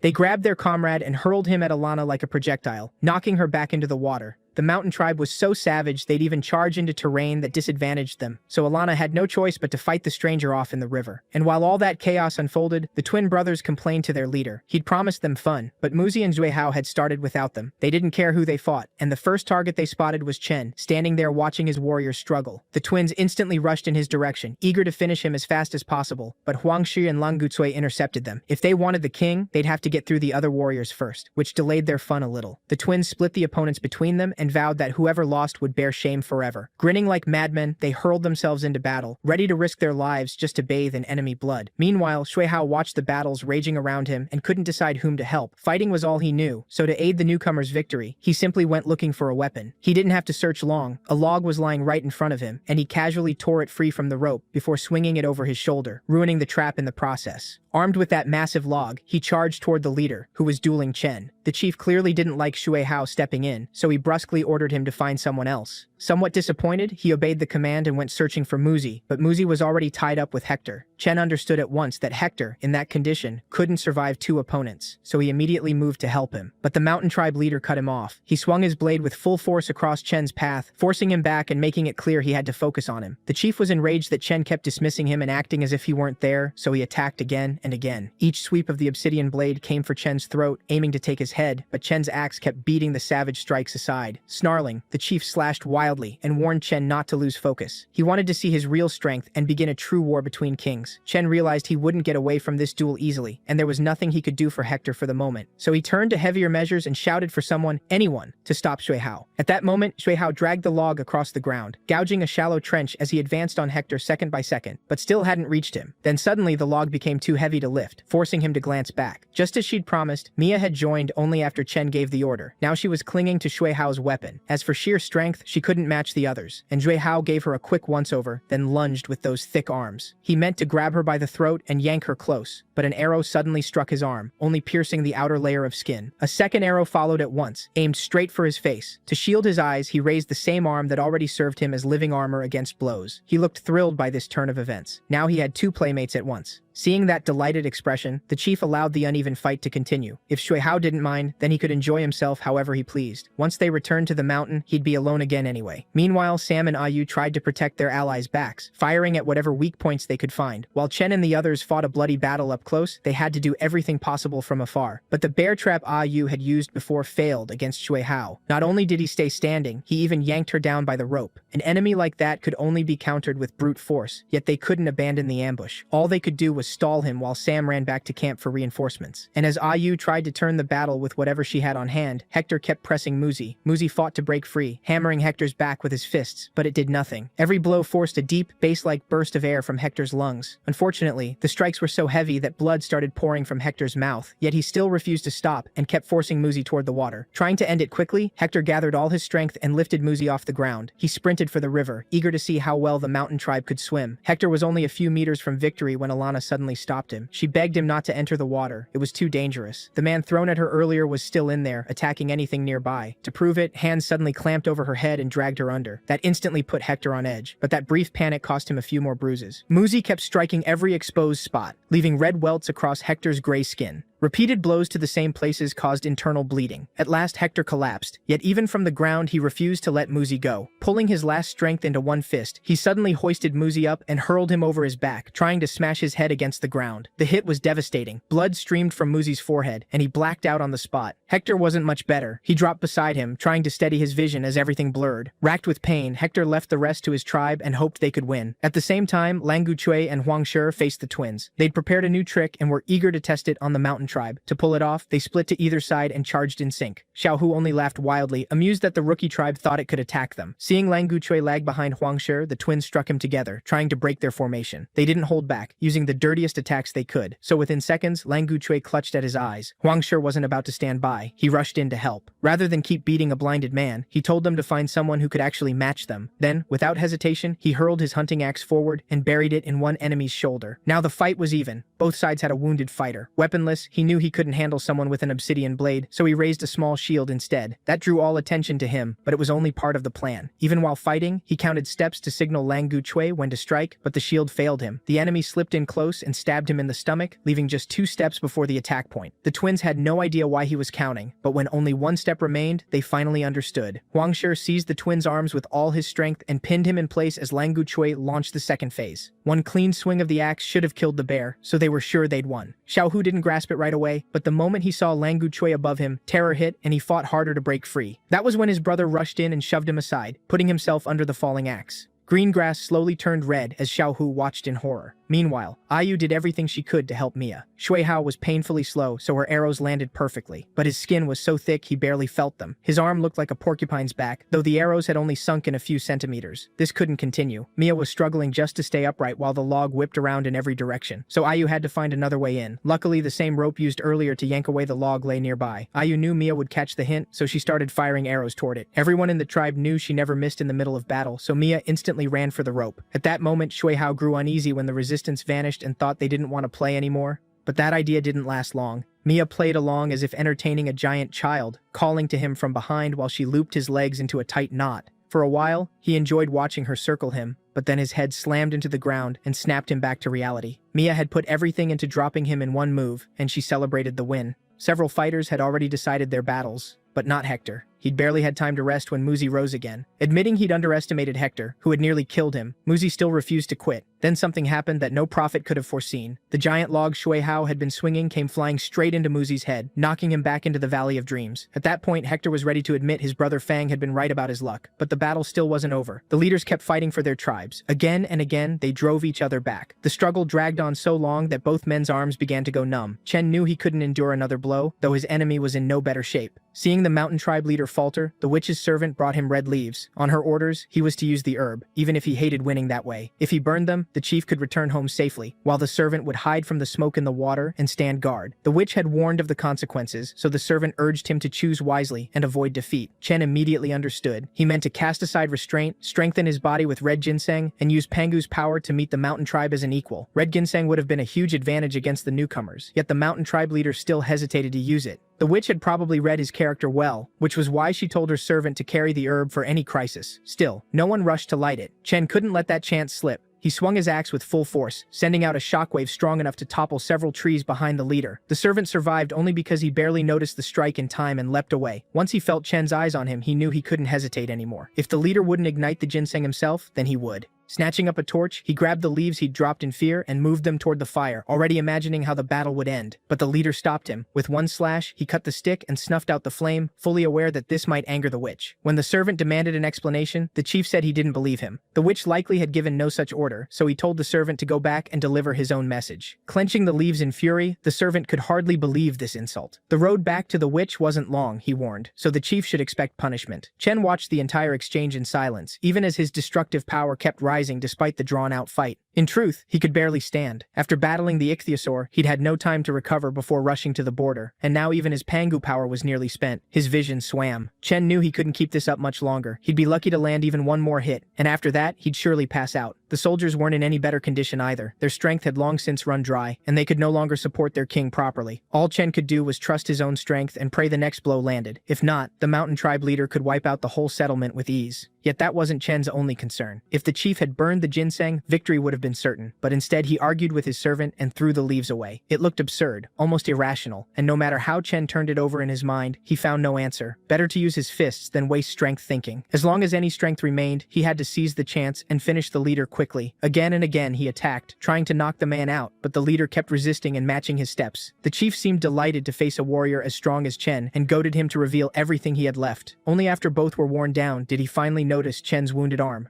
Sure, he hadn't caused those injuries. The leader guessed Chen had performed some sacrificial ritual to gain his strength. That made the duel even more fascinating, but everyone knew it couldn't last much longer. The leader was near exhaustion too. The divine power granted by the witch was fading fast. Unable to dodge the next strike, he chose to move first and attack. He wanted the result settled fairly, and promised that if Chen lost, he would spare the small tribe. It was an honest, noble offer, and Chen appreciated it, but he didn't need mercy. With a wild scream, two completely opposite forces crashed together through their weapons, triggering an explosion so violent it left a crater where they stood. At that point, no one could guess how the war would end, so they simply waited for the dust to settle, and for some miracle to appear. Only then did the warriors notice the crater in the rock, where the mountain tribe's bloodied chief had fallen. No one had strength left to speak, but they all understood the same thing. The newcomer tribe had reclaimed its land. At that very moment, the bindings around Chen's arm snapped, and a wave of unbearable pain tore through him. If it had struck even a little sooner, he likely wouldn't have beaten his opponent. The Pangu power had helped him enormously in the fight, but using it brought consequences unlike anything before. In the end, his legs finally gave out, and he collapsed against Ayu, who refused to let her king fall after winning. At the same time, they heard the queen crying for help in case the witch's servant came back. Chen's strength was draining away, and he could no longer lead the army, so he handed all command over to Lisa. Right before blacking out, he remembered Alana, who had fainted in the water, and ordered Ayu to save her no matter what. The entire time Chen remained unconscious, the people assigned to him earlier took care of him. In his absence, Lisa managed the tribe capably, and returned to the common house only at night to see him. But when Chen woke today, he found her half undressed, so he pretended he was still asleep. He didn't want to embarrass her by looking, but when she sat on his bed, he nearly lost control. She traced her fingers over him for a long time, studying any reaction, and when she'd had enough, she calmly told him she knew he was awake. Lisa had no intention of waking him properly. She wanted to toy with him a little, which only made Chen more flustered. He immediately opened his eyes and tried changing the subject, pretending he was only worried about the tribe. Unfortunately, even bringing up Alana failed to stop Lisa as she leaned closer and closer to his face. As she put it, this was hardly the moment for questions like that. Teasing him, she guessed he could barely move and threatened to test exactly what he was capable of in that condition. Honestly, Chen had imagined a moment like this for a long time, just not like this. He'd pictured himself giving everything and proving his stamina to everyone, but Lisa's stubbornness ruined that fantasy completely. In the end, he accepted that she would take control, shattering his image of himself as a fearless king.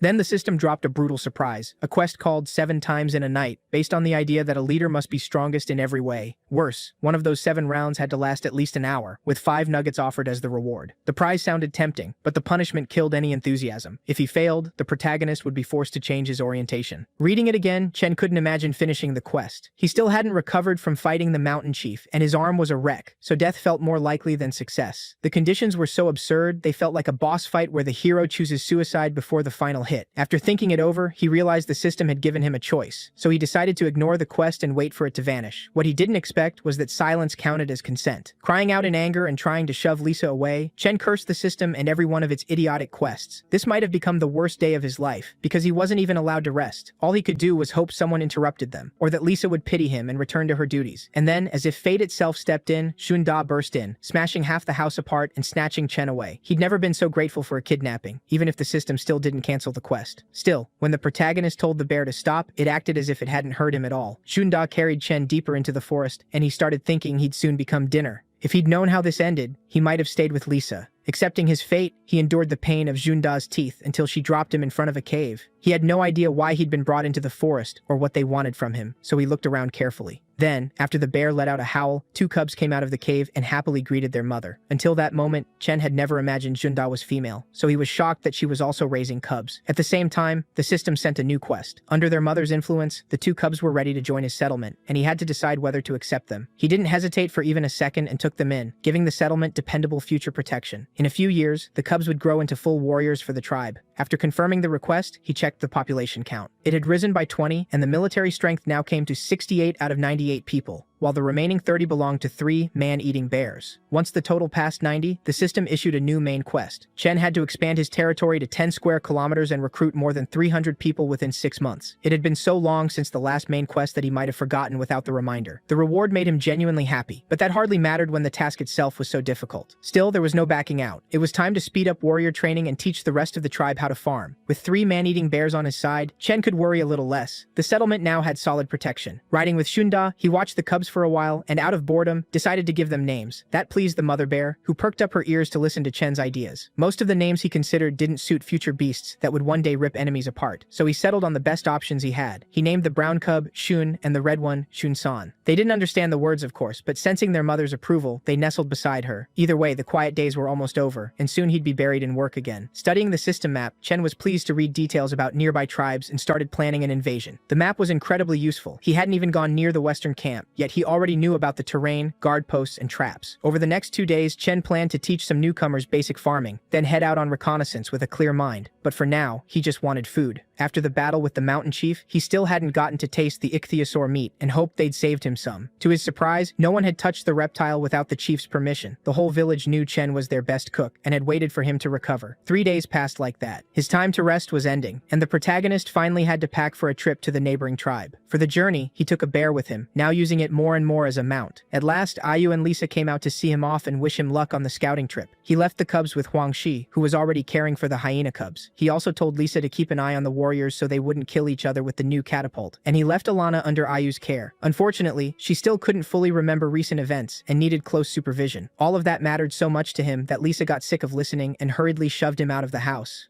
Even so, he remained worried about Ayu. She had planted the millet exactly as instructed, so the fields were fine, but she still looked gloomy. The truth was, she didn't want him going on the mission at all and begged him to send her to the foolish mountain tribe instead. After hearing her out, Lisa reminded her that whatever enemy appeared, a bear would be with Chen, so worrying would only make things worse. Thanks to Lisa's firmness, the protagonist managed to leave without more fuss, putting the queen in charge. But from that moment on, Lisa became much more cautious around Ayu. The girl paid far too much attention to Chen. She began watching Ayu's shameless behavior day and night. But Lisa wasn't simple either. The moment she finished saying goodbye, she summoned her trusted spies and ordered them to follow Chen. Last time, the bear had practically stolen her husband, so now she intended to learn the truth and make sure he really was heading out to scout. Either way, it would be best if she never discovered the secret cabin in the forest. Meanwhile, Chen suddenly started sneezing like mad. With cold air hitting his exposed skin, he couldn't tell where the draft was coming from and blamed it on his wound not being fully healed. He kept moving until he reached a steep mountain he had to circle around, losing extra time. While the bear searched for a way up, Chen studied the terrain. If he'd had the chance to settle on a mountain, he would have done exactly what the mountain tribe had, using height as a perfect defense. There were several routes to the top, enough to send the main force head-on while another group attacked from behind. But while he was still planning the assault, border guards spotted the huge bear and came out to confront him. Trying to calm them, Chen introduced himself and ordered them to take him to their leader. Last time, they had been the ones to arrive with war. Now it was the hero's turn, but they refused. They let him go, claiming the leader was too busy to see anyone. Otherwise, they warned, they'd attack. So far, Chen had stayed polite, but these savages clearly had no manners at all. Gripping his axe, he weighed whether to strike first. Then the prisoners behind them caught his eye. He clearly remembered hearing that captives wore chains, but these looked different. Among the strangers, Chen recognized the mountain tribe's former chief and Muzi, neither of them carrying loads. The sight baffled him, so he sent Junda over. The guards parted to either side. Chen couldn't imagine what could reduce a leader to this, but their explanation revealed the tribe's rules. They had a witch who stripped losers of divine power, automatically turning them into slaves. So the old chief was no leader now. A stronger man had taken his place, and that was the man Chen now had to deal with. As if summoned by the gods, the new leader appeared on the mountain after Chen heard the story, staring down at him with pure arrogance. He wouldn't even come down to defend the tribe himself, sending soldiers to handle the intruder instead. The tribe was savage and unruly, yet surprisingly, they already knew how to use harpoons. They ran the steep cliff with ease, their feet used to rough ground, which gave them a clear edge in battle.